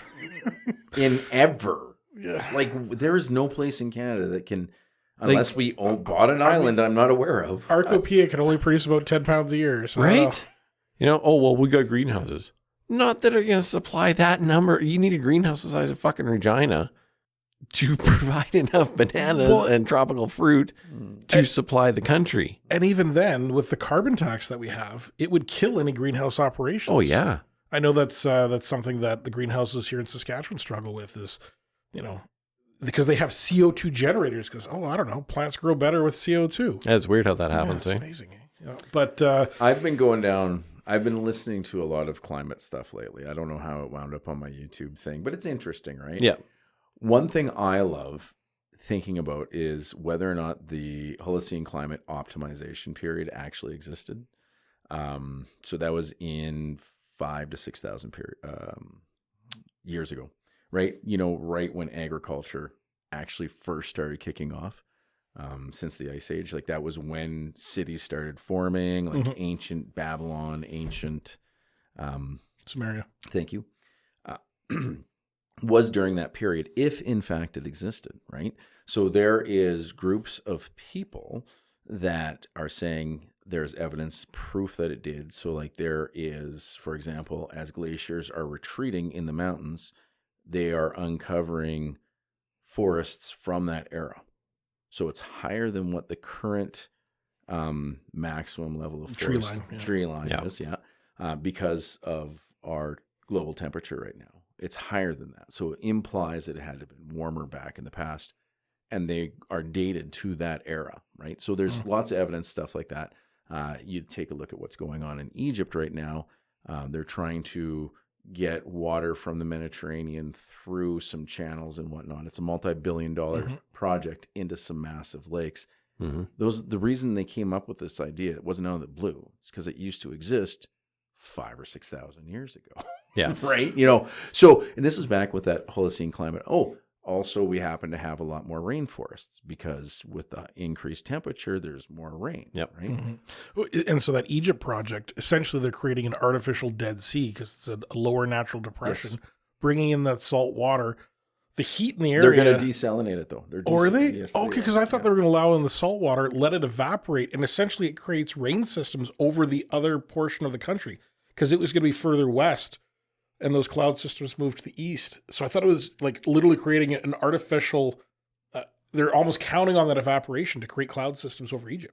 Well, I just heard it once that they're desalinating it. That doesn't necessarily. I haven't read the project. I just can't imagine desalinating on that kind of scale and not just using that water in a commercial type setting for, regular drinking water, greenhouses, that kind of thing. It could be an only desalinating the irrigation because they do want to bring agriculture. And the reason why Egypt wants to desalinate is because they were going to irrigate more because one of the largest importers of wheat, and they eat bread with almost every meal in Egypt. It's culturally that it used to be the breadbasket of the world, right? Yeah. Yep. And that disappeared. So they're trying to get that back, right? Yeah. And that's the desalination. Right? And I've talked about this before too with the Sahara. Every 10 to 12,000 years, it 100% flips and becomes a marshland, an inland marsh, basically. Some people think that's in alignment with the poles shifting. Yes, that is. Yeah, that's one potential explanation for that because we don't know how that's going to affect jet stream and global climate and everything like that. Like what's going to happen on that when that shift happens. Yeah. So getting back to this Holocene climate optimization, so there's a group of people that are saying there's evidence that indicates it did happen, and there's another group of people saying no, there's evidence that it didn't happen, and almost all the people on that side also happen to believe in the hockey stick graph. Mm-hmm. And if the HCO existed, then they can't model that, right? So so what's pushing that cart? You know what I mean? Both sides have a monetary incentive for their side to be right, I guess is my point. And I always look at conflicts of interest first when I'm reading anything scientific, anything investment. Yeah, before you follow the science, follow the money. 100% conflict of interest tells you everything, right? Yeah. So, in my opinion, it was funny because you wouldn't have seen this, like you said, because you're not on Facebook. So I had shared a post that another person had done here. It's a guy from Saskatchewan, and Indian Head has the longest, most continuous temperature record in southern Saskatchewan. So they've had records back from about 1889. And this is dated directly from Environment Canada. It's a fairly long article. He breaks down all the graphs, all the different percentages and everything like that. I'm going to guess the 1930s. Yeah. So the summation here is that the climate has slightly warmed since 1890, with most of the warming occurring before 1950, and that the trend is that the climate has become less extreme. So there's less extreme heat and less extreme cold than we used to have in the past as well. Well, that would make sense. Like, so if you buy that CO2 forms a blanket that traps heat, right? Yeah. Well, blankets also block heat to some degree too, right? Like it keeps everything neutral. Right? Well, exactly. Like a nuclear winter, right? The fallout is going to reflect all of that solar radiation away from the planet. Well, and one of the theories on that is the albedo effect of more white clouds in the sky is now reflecting more light energy back out into the higher levels of the atmosphere. Yeah, that's if you want to go to the whole cloud seeding conspiracy. There's the low level clouds though have been reducing, and that unfortunately ties in with global cooling.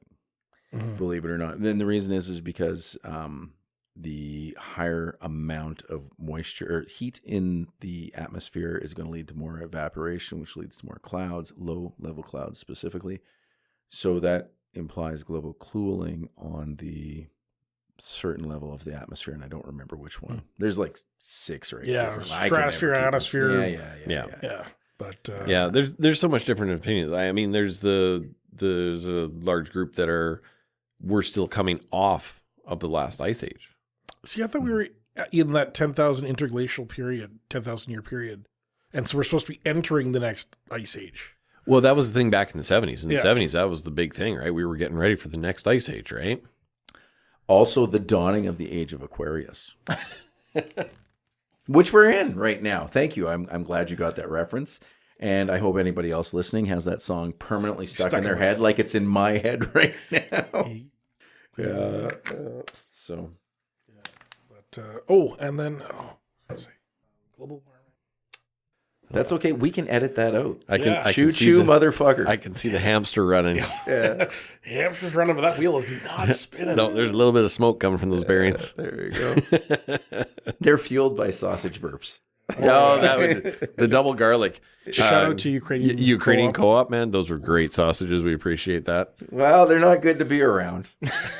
Well, they were good to eat, though. So tasty. Yeah. Not my fault you didn't come for supper. Hell, I think I taste them right now. Your burps, Jesus. Yeah, but you know, it's funny how that whole climate stuff. I click on one video, right, and it leads you down, and then the next thing, and I find that my YouTube clips, like, I don't know if you noticed the whole kettlebell kick I was on there for a while, and it was because I clicked on the wrong clip, and then all of a sudden I'm always getting nonstop. It starts feeding into the algorithm. So stop scrolling, start working out.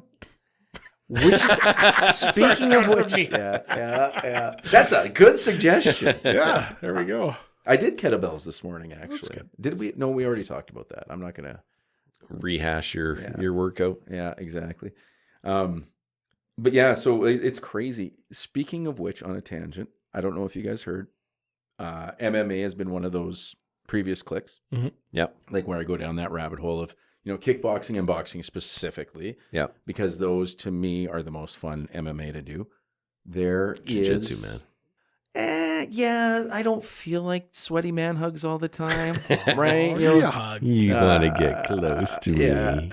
Chokeholds, you know, it's awkward erection. Or I mean, no, seriously, bleep that out. They are trying to bring a boxing camp to Wellesley this summer. So, Yes, I did see that. yeah, I'll shoot you guys the link. But you got to fill out a form. It would be so freaking awesome if they could do that, right? Like, it's not to the point where you're going to be sparring probably, but it's I'm out. it's for all ages. Yeah, and get you know knocked what? out. If I can't punch know, anybody in the face, I'm not interested.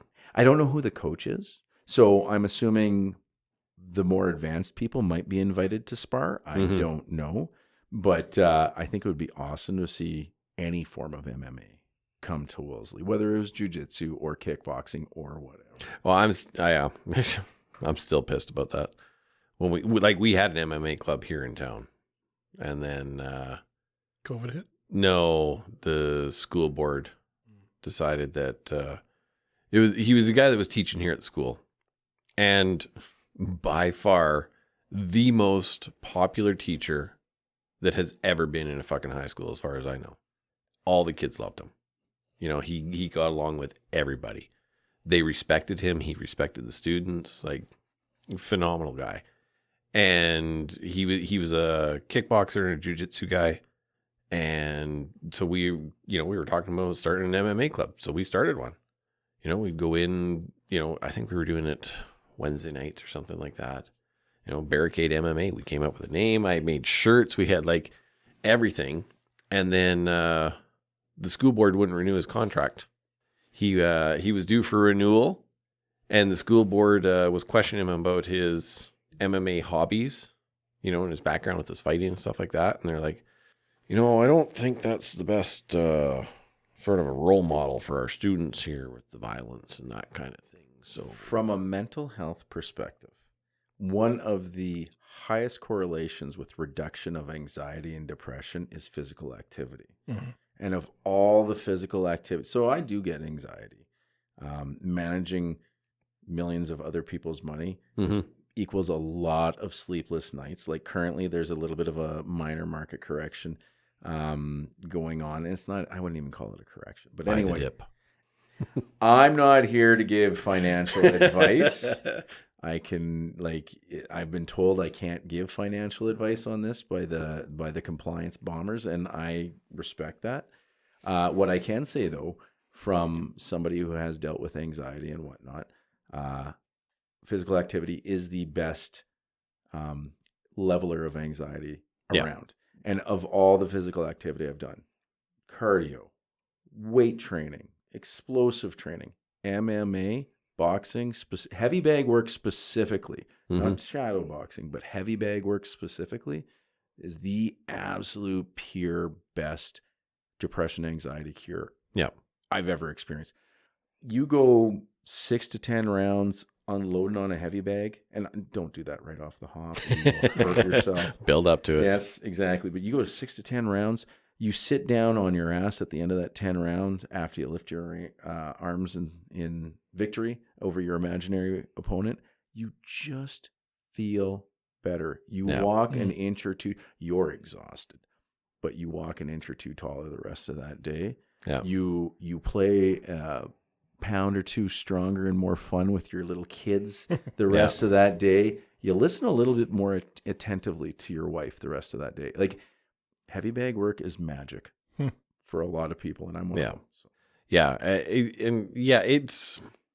I don't even know how to describe it, because like when we were doing the MMA stuff, and like I still wasn't in. I was in better shape, but I wasn't in shape, right? And you didn't get enough hugs. No, I need more hugs. Let's wrestle, Vance.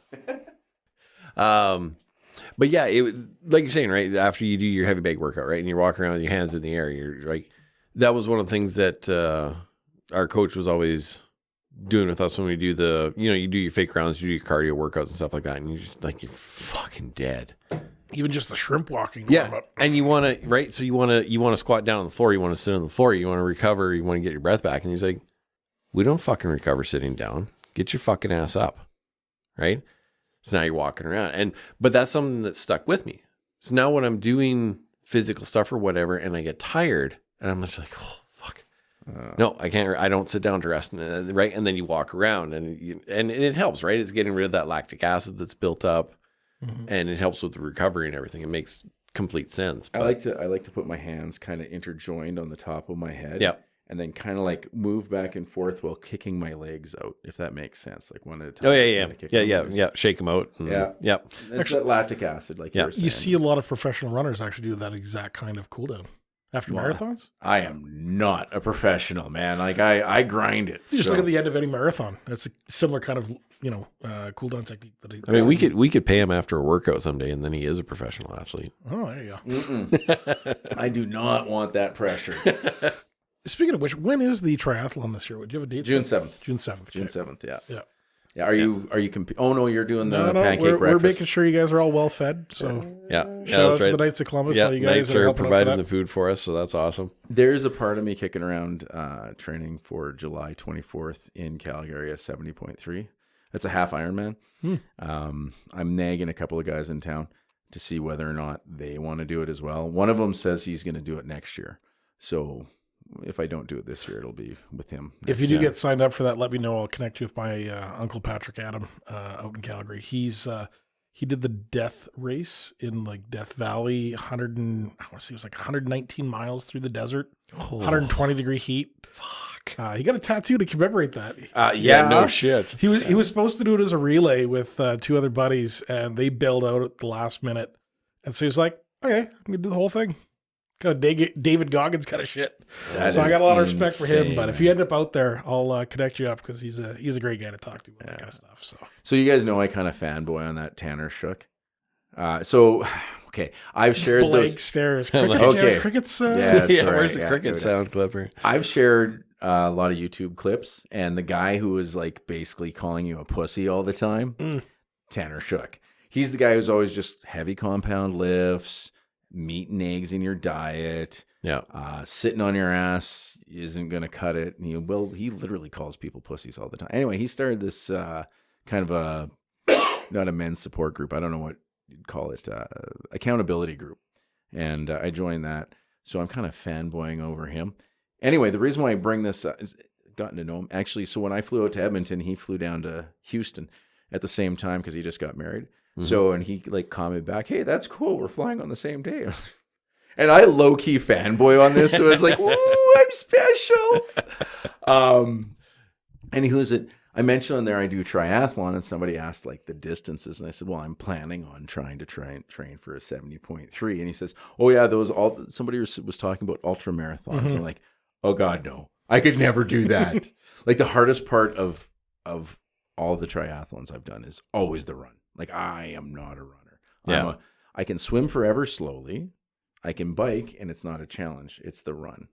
So your uncle that did that ultra marathon, man, Yeah. Hats And off. through the That's- desert and the elevation, I think, as well. Like you're up and down some crazy hills, Yeah, I think. yeah. I want to say that one's got like some wicked elevation changes. There's this one run in Saskatchewan called the Beaver Flats, I think is what it's called. 50K through basically going up and down Qu'Appelle Valley hills, but around Lake Diefenbaker. I want to say like Swift Current Leader area. Like, okay. don't quote me. Like, it's out there, western part of it. Beautiful run. Insane from what I've heard. And a couple of people have told me I should do it. And of course, me, stupid ass, yeah, I'm going to do that. And I'm also to say no. yeah, I know. I don't know how to say no. That's why I'm on so many boards. So, but I'm getting out of 3. There you go. Yeah, I'm pretty excited. Quit that about addiction. Yeah, slowly but surely. My family's gonna have to put up with me more. Your teenager's gonna hate it, but they need it. Yeah. I'm just looking up this the Badwater 135. So it's widely recognized as the most exhausting, agonizing, grueling, and dangerous ultramarathons in the world. Covers 135 miles and starts 280 feet below sea level in Badwater Basin, Death Valley, California, lowest point in North America. Yeah. That's insane. One girl in town, Zaba. What the heck? Sherry. Yep. Is it Sherry? Okay, Yeah. yeah. She just did a Spartan race in Ottawa last fall. I don't remember the distance, but like when she was describing it to me and the obstacles she had to do, I was like, oh my Lord, that would be so fun, but so exhausting. I kind of want to do one now because I'm an idiot. So the Badwater 135, I was just looking for the elevation changes in this. So it goes from Death Valley, right, to Mount Whitney, which is the highest point in the contiguous United States. The race traverses 14,600 feet of cumulative vertical gain and another 6,100 feet of descent. Fuck me. Oh shit! 20,000 feet of change. Yeah. Oh, wow. Like I brag low key about running out of the valley. and that's 330 feet. And it's held in mid-July. Yeah, it was Average temperatures of 120 degrees Fahrenheit. Yeah. I could, oh my. That's a well. There's got to be water stations like every 50 feet. Yeah, no doubt. Like, that's got to be crazy. Yeah. Because like you need like, yeah. And any sanctioned race, which I'm certain that would be like they're like, wow. Oh, yeah. Like we struggle for the safety on our local triathlon. Can you imagine that? That's psycho, man. Lots of waivers on that one, I'm thinking. Wow. That might be a signed in blood waiver. Yeah. Did you do a cold plunge in the Pacific Ocean when you get to the end? Yeah. So I think earlier on I talked about trying to convince you guys to do a cold plunge, right? Yeah, you've tried a couple times. It never happened this No. year. And I think we're past due, unfortunately. Next year. Yeah. It'd be easier to chop a hole in the ice now, though. It would be. Yeah, it would probably only a foot and a half thick. Yeah, it'd just be a plunge as soon as you go out there, but Well, no, it wouldn't be that no. bad yet. After the 3 weeks of minus 35, I think we're okay. Somebody was telling me they're drilling ice augers to pull water for cattle? steamer trucks. No, Oh, for oil field. Anyway, and his ice auger, he basically was, if it would have been like even an inch or two thicker, he would have had to It put would have an been too extension. short. So Yeah, is that wouldn't like need- 5 feet of ice kind of thing? Three. Three. Okay. Yeah. But still, I mean, like 3 feet of ice. You can drive semi trucks fully loaded. Yeah. And then some. That's Yeah. insane. Yeah, that's ice road thickness. Yeah. Mhm. Yeah. So we probably still have 2 feet of ice, I bet you. I'd be willing to bet money. That's Yeah. 2. Oh, yeah. I think I said I was up for a polar plunge at some point. Did you? Yeah. Well, shit. Let's do it this weekend. Yeah. Well. Do you got a sauna? It's got to be a sauna right nearby. That's the only way I've done it before. Well, the sun's warm. That's close, isn't it? No. No. Like I got to do that because when I was in Mexico last, they had this spa resort, thermia kind of thing, and they have a cold pool, and it was freaking cold. And then right next to it, they got a hot tub. So I went sauna, cold plunge, hot tub. Yeah. That was Well, I awesome. mean, I felt so invigorated the rest of that day. It was like a high. We used to do that when we go out skiing all the And then time. I'd go back and Because you sit in the hot tub, and then you jump out of the hot tub and go, you roll in the snow, Mm-hmm. and then jump back in the hot tub, right? Yeah, I used to do that a lot too. And then I got older and smarter. So Yeah. I did find actually if you did it enough, the hot tub's temperature went down. Yeah, because you're literally You've dragging cooled that- the water so much from the snow. Yeah. Yeah, But Or as even- you drank, the antifreeze went up. So, I mean, Yeah. you don't notice as much. Well, that reminds me of I can't remember the name of the lake, but with my friend Brent, he his father-in-law had a cottage and had a sauna down by the lake, and wood-fired sauna. So that thing, you throw a couple logs in the wrong way, and next thing you know, that thing's cranked with the heat. And of course, we're drinking all day, so day drinking, and then literally it's like sauna, like 5 feet of dock, and then you pop into the lake. And we just did that all day, drinking back and forth. It was awesome. Nice. Yeah. Drinking When you're- in saunas or hot tubs is just a bad time. When you're young, it's not so bad. But when you're It was touching, for me. when you're 50, though, that's like a heart attack waiting to happen. You know, like even if you've got a strong heart, like that's not. We went to a hot tub party when I was living in Calgary, and you're sitting in the hot tub and you're drinking and you're drinking and you're drinking. I'm like, fuck, drank 8, 10 beer, whatever it is. Got to take a piss now. Get out of the hot tub. And I made it like fucking 10 feet towards the house. And I'm like, oh, Yeah, it hits you differently. All that blood starts flowing. oh, man. Yeah. I got so sick that night. Did I ever tell you guys about when I did a century? The beer mile thing? No. Okay. Oh. So I want to do the beer mile in Moosomin. I do want to do that. But no, a century is 1 ounce of beer Oh, yes. every minute for 100 minutes. If you get up, you lose. Yeah. Right. So that's not a lot. That's only like 6 beer Mm-hmm. in an hour and a half. And you sit there and you drink and you don't even notice that you're completely plowed by the end of it. And then you get up to go pee. In fact, I made it to like 110 or 111. And then you got, just because, Yeah. I got up to go pee and instantly freaking loaded, like just gooned loaded. One of the guys, Randy, he grabbed an empty pitcher at about 80 or 90 and threw up in it and kept going. Like it was one of those kind of Puke nights. and rally. Yeah. Like if you diluted your alcohol in a proportion to the alcohol ratio of the beer, I could probably do it. I just can't handle that much carbonation from beer. 6.5 beer is not a lot. I'd So be let's, so bloated. so let's do it with the iced teas. Yeah. Oh, I'd you know what? If I could probably do that. All right. Well, there you go. Spring equinox. We'll have June bonfire 7th. at my place. And a June blood 7th. moon, And a we'll- blood moon land birthing party. Exactly. With the century challenge with iced teas. Yeah, there you go. Yeah, okay. I'll probably do the beer, but because I like beer. But the crazy part is that was probably a night that I was expecting to like party my face off and just go, right? Because I was a young man. I think I was in bed by 10. Yeah, that's the best because then you still get enough time for decent rest. You're not messed up the next day. I've said this so many times, so many people. I really regret not discovering day drinking earlier in my fucking life. Because now I'd rather start drinking at like 11 in the morning, be Have a fucking nap. hammered by 7, in bed by 9, and then you get up at 6 and you've had a full night's sleep. It's great. Yeah. I don't know about you guys, but if I even have like 2 or 3 drinks, 3 hours, 4 hours into my sleep, I get that glycemic spike and I can't stay in bed anymore. Like it's like 3, 4 in the morning. Now I got to go do something. Like I've got all the sugar that as my body's burning the alcohol off. And no, You need some of that to mellow you down. Been there, done that. I would be greening Will out not. with that. No. No. No, I don't know. I've been using it for not regularly, but you get those nights where you just feel like, fuck, I am just, it's too much on the brain. I'm not gonna be able to fucking sleep. You have a couple pulls on the pen and you fucking That's where my ADHD kicks Go to sleep in. and I it's just start fucking- cleaning up the basement or cleaning up the kitchen. Oh, I really? actually have ADHD, but I'm probably some form of neurodivergent. But yeah, then I just start randomly, okay, going to organize this shelf in the basement or just get hyper-focused on something.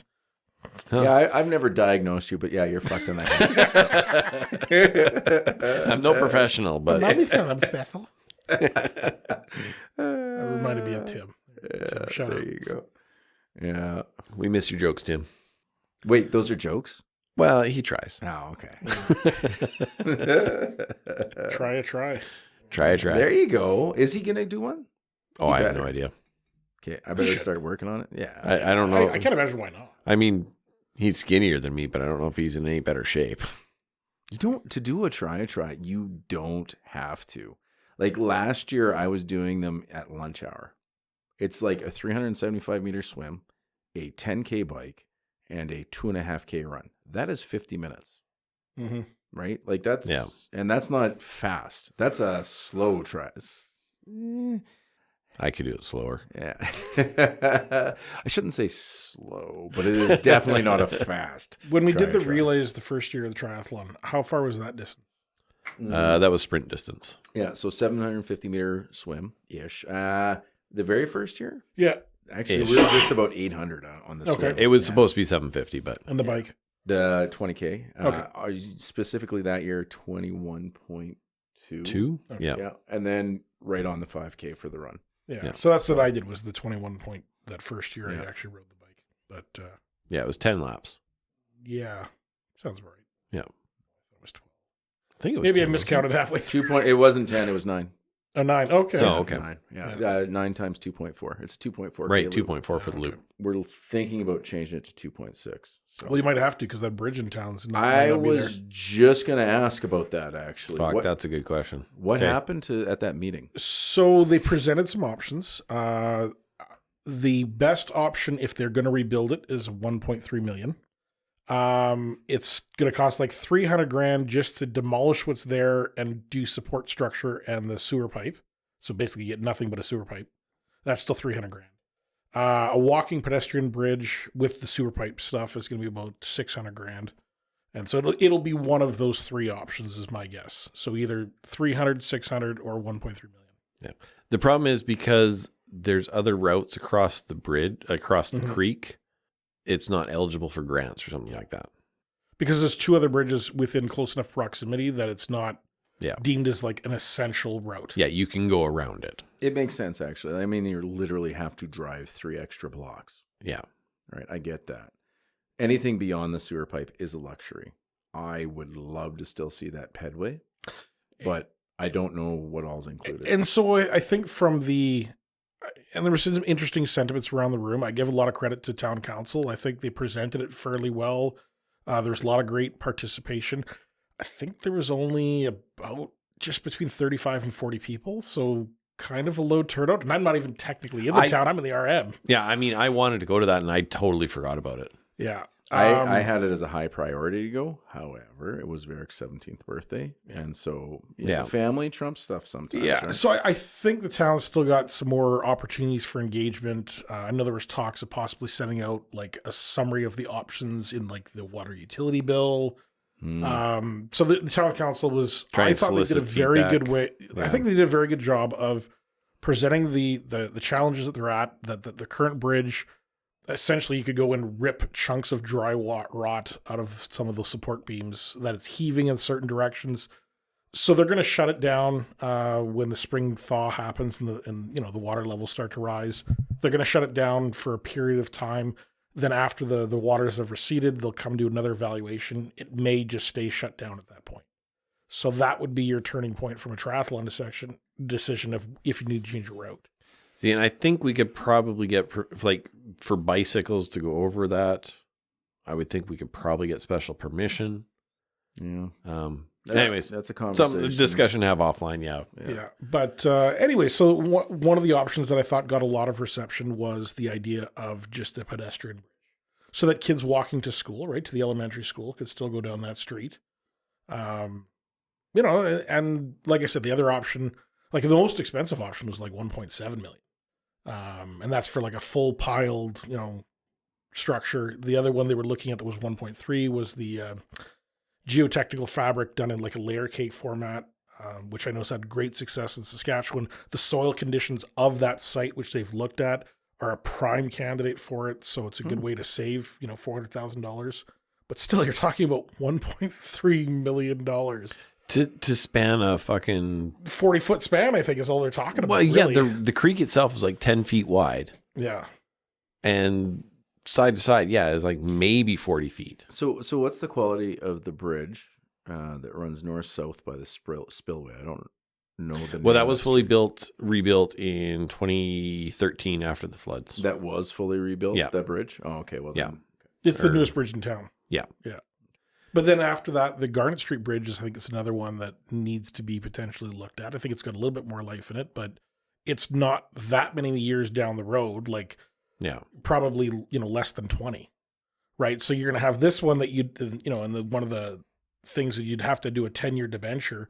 And so essentially you're looking at, I want to say it was like $185 per year for every rate pick or for every taxable property in Wolseley every year for 10 years. $185. Yeah. I'm already paying $6,000 fucking dollars for my property. And that was one of the sort of underlying sentiments that was well expressed during that room. So it's, council's in a tough position, but they're presented the information, I think, fairly transparently. And they're like, we're going to put it out there and, it's the community needs to decide, it's not going to be an agreement. Some people are going to want a bridge. Some people are going to want absolutely nothing. A fair number of people, I think, wanted a pedestrian bridge. So and who knows, maybe you get a pedestrian bridge, you might be able to get, local powerhouses like Vale. I mean, they can construct steel structures. So, I mean, if it's engineered by somebody else, maybe they can do the construction there. Then you're going to local suppliers, so you don't have transportation costs for some of the materials as much. Mm-hmm. So there are some opportunities that maybe there can be some cost savings.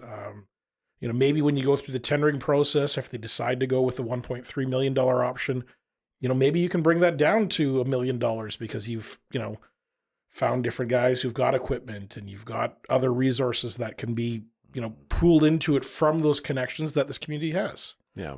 Either way, the town's in a tough spot with something like that. So, Yeah. I don't know. It's just, I mean, I understand with all the requirements and stuff nowadays, but like I was saying to Andrew when we were talking about this earlier, I mean, fuck, that bridge was probably built in the 50s by a group of farmers and councilmen in like a fucking week with old railroad ties. Like, But the one that we're talking about right now, that's like more in the 50s. it's 100-year-old, I think. Oh, is it that- Steven is that what Scribe it was was? talking about it. Yeah. I think it was in like, I don't know, it was like 1929 or something like that. I mean, he'd have the exact year. So it's basically like a 100-year-old. okay, so even still, we have a 100-year-old bridge that was built by a group of farmers and fucking townspeople with, Shits and giggles. rough cut fucking lumber and it's lasted this long. Mm-hmm. They did explore culvert options, so there was that look at it, but just the size of the culverts you'd need, because we do get some of those spring floods and they have to design it for the spring floods so you don't get the washout and things like that. Mm-hmm. There was an engineer there who's done some work for coming up with all of, there was like 8 different options. Like they've studied the shit out of this thing. I was actually quite impressed to see the professionalism of the proposals that they've had. Like they didn't just go, oh, okay, it's going to cost, and here's one option. It was like, no, we've tried to come up with every possible combination of, okay, well, do you do those concrete box type culverts? Do you do the round culverts? Do you do big ones? Do you do like a shitload of small ones? Yeah. Do you do the piles? Do you do the geotextile fabric that's in layer cake format?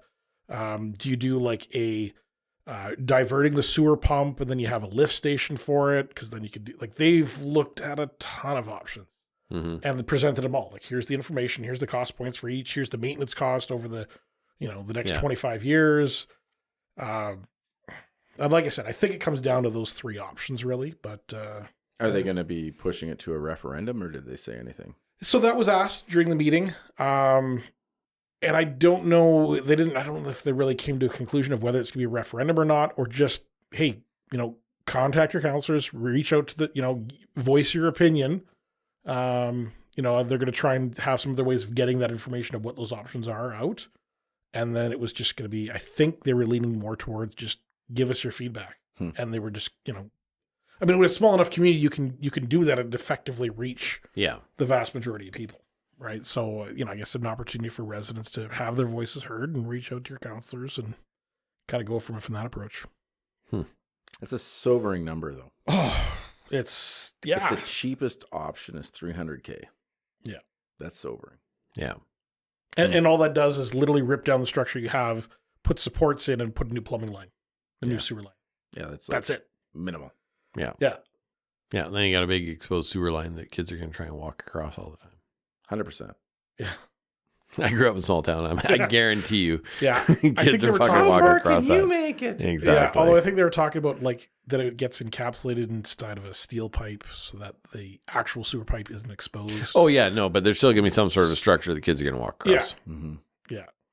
When the water's raging by. Yeah. Oh, yeah. Well, it's more of a challenge then. Exactly. Yeah. Looks cooler on the YouTube, Yeah. on the Tiki-Talkies. Do it for the views. For the gram, man. So last time the depressing talking was dead animals. And this time it's just shitty. Yeah, there's a lot of shit jokes I wanted to make during that meeting, and I'm like, "Ugh, this is a shitty situation. Bite your tongue, man. Yeah. Bite your tongue. That was in Tim's spirit as well. Yeah. Yeah. Here we'll throw in a. There we you go. Yeah. And then the other one that sort of was interesting is the out past the old co-op. There's another bridge that heads out into the RM. Yep. Oh. That Yeah. bridge is actually town bridge, not an RM bridge. And so that, Yep. yeah, I guess Joanne Yates just found that out and presented it at the meeting. So, and that one's like, again, on the list of bridges that need to be replaced. So it's like Garnet Street. Well, that one one's on front. or that whatever. one sees regular semi-truck traffic, including Super Bs. Yeah. And so Farm one equipment, of my suggestions at the town hall meeting was, okay, you've talked about there's 466 tax paying resident or properties. And then they have, because the high schools, the elementary school, and the nursing home don't pay property tax. They pay a utility fee, essentially. Yeah. Some sort of municipal agreement fee. But I'm going, okay, well, is a nursing home going to pay the same municipal fee as a single resident property? Because, no offense, like the nursing home has a lot of residents that are, pushing. That's where the shit goes from that facility goes through that pipe. Yeah. Yeah. Essentially, everything on the north side of town goes through that pipe. Well, why would they get the same tax, fee as a single resident family home? Yeah.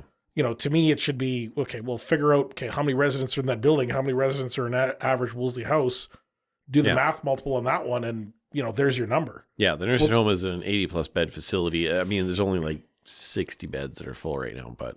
Yeah, but it's still, if you go 60 beds divided by 2, well, maybe they get 30 assessments as opposed to 1. Yeah, but you got so they also get a water bill, right? And on that water bill is your sewer bill.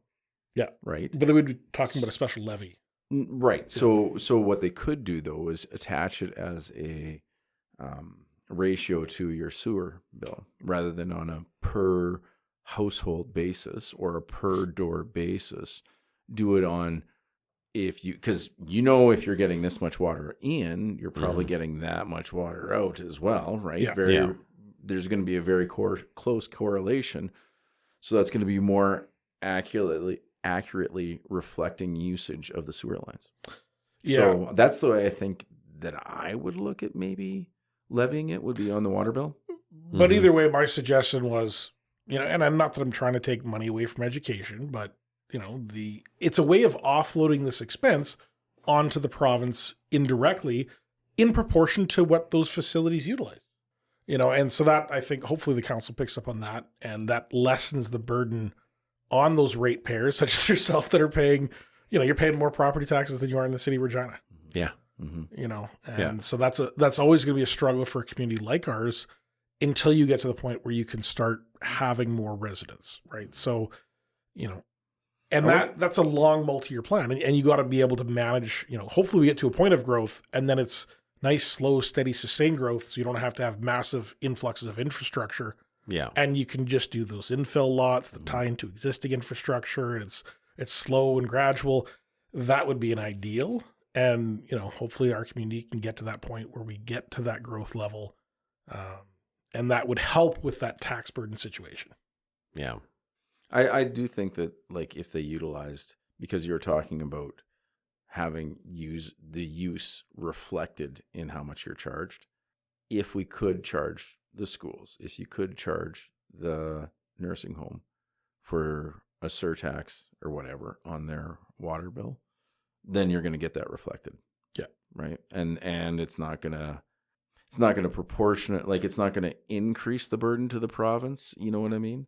Or externalize it excessively. Mm-hmm. But it is easy to argue that user fee, right? Because you're using 86 gallons of water this month, you have to pay X for that, right? And oh, you used 15 gallons, you used 6,000 gallons, right? It's all, Yeah. It's a more fair application, is the way I come from. So, and it wasn't just be like, oh, well, let's offload this whole thing in the province and, stick it to the man, so to speak. It's like, well, no, like, let's just think about this from a logical perspective and lessen that burden on the individual ratepayers so that it is more fair across the board for all users of that system. Yeah. Couldn't agree with you more. Yeah. That's speaking of governmental policies. So prior to this, we were talking, you've got a daughter who's, was sick with pneumonia and had to go to the hospitals and had some shitty experiences. Oh, yeah. Speaking of shitty, so I'm sure she was putting that to use, that plumbing systems. But talking about healthcare in Canada and how, it seems like we're dumping in massive amounts of money, but yet we still have shortage of nurses and the funding's not in the right places and efficiency. Yeah. I think we needed a Doge equivalent of that up here. For sure. 100%. Yeah. And the bloat in the Saskatchewan healthcare at the managerial level is fucking ridiculous in this province. Yeah. And finding a way to turn those funds to the frontline staff, right? Yeah. I mean, I know maybe not so much in Saskatchewan, but I'm familiar with the problem in Manitoba. I mean, you literally have thousands upon thousands of nurses who they short staff the departments to the point where they have to then call in everybody on overtime. So effectively, you're paying more than you would before if you properly staffed those departments. Yeah. So now you've got stressed out workers that are, when you get called in from a shift and you have to cover something, it's like, okay, you've had to set aside your personal life. So now you're a little bit resentful at work. Obviously, top-notch professionals that are individually coming and stepping forward to fill the shift and to answer the call when they're needed. Yeah. But you still get burnt out. You lose that sleep. You lose that connection with your personal life. You can't have that nice, stable, well-scheduled, well-regulated work-life balance. That pays a toll, right? Well, yeah. Well, and then you get the overworked nurses that are now phoning in, not coming into their shifts because they are fucking burnt right out. So now they're still working short anyways. Yeah. So now it's the patients that are suffering because there's not enough staff to cover it. Yeah. And so you end up with this vicious cycle of, you burn your employees out, then they have to call in sick. So you have to call in more employees and they get burnt out. Yeah. And so anyways, where I was going with this is one of the funding models that I've had conversations with a number of different politicians, and, maybe it's a good in theory and, maybe it's hard to implement in practice, but the third rail of, Canadian politics is talking about, privatized healthcare. Mm-hmm. And one of my thought processes was, okay, well, maybe you allow privatized healthcare in certain limited regulated aspects of it. But when you tax that healthcare service and the tax generated on that private healthcare service is 100% directly funded to the public healthcare system. Mm-hmm. So that if you get more and more private healthcare, well, that just means more and more money going to offset it in the public system. Yeah. So it becomes sort of its own check and balance because the theory of the fear is that, well, private healthcare is going to take the best doctors, are going to be able to pay them the most. But if those guys are then getting taxed, well, now that money is going back into the public healthcare system, and now you've got a mechanism to maybe help compete for those, for the salaries of doctors, to give more resources so that the public system then becomes better with this influx of cash, which balance out the disparity between those two systems. Yeah. So that's a theory I've had for quite a few years. I mean, I always go back and forth with, Canada with our quote unquote free healthcare that isn't free. We pay income tax for it. Versus the U.S. system where it's a pay-per-use kind of thing.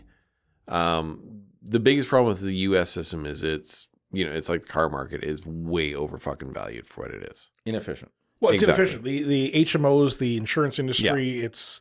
Consistently, if you take a look at global healthcare results and efficiencies, Japan, Sweden, places like that come in number 1, number 2. Like they're always, every year after year, top 5. I say you take the Japanese model, the Swedish model, a couple of the other ones. They are consistent ones out there that are efficient in terms of money spent versus results. And you straight up bring and find consultants to import them directly into Canada, right? We spend, what is it, like 16% of our GDP is on healthcare. 40% of the Saskatchewan budget goes to healthcare. Our results do not match the amount we spend, and it's inefficiencies, right? So you ignore the U.S. model, pretend it doesn't exist. Yeah. You ignore the Canadian model, pretend it doesn't exist. Go see what the countries that are succeeding today, and emulate them, right? Because we've obviously broken it. The States has obviously broken it. Yeah. Where's it fixed? Yeah. It's a good question. Yeah, leverage the best case practices from a global 100%. perspective. Yeah. 100%. Yeah. Yeah, I've been saying best case practices and whatnot a lot lately. No. I don't know how many times I've said that in the last 2 weeks. It's been like a mantra of mine for some reason. So I'm glad somebody else said it. Well, it goes back to our very first conversation about, marriage prep, right? So learn from the best case practices. If you have an opportunity to learn and not have to go through the hard lesson, why not leverage that? Yep. Yeah. Right. 100%. And that is literally, when you think about it, the epitome of human development. It is learning off of the first people to pick the wrong berry and to die. Oh, let's learn from that experience and pass that along to our kids. Yeah. Right. And the same thing throughout. If you like your kids. If you like your kids. Yeah. Well, they ate the wrong berry, so they died. So your kids are going to learn that one. You can always have more kids. Well, and you were talking about that sovereign wealth fund. I think that's actually one of the things that they're sponsoring or producing is benefits for maternity and parental leave, really trying to encourage getting that birth rate up to a more sustainable level. Because I think even they're 1.7 or something like that. So they're below the replacement rate.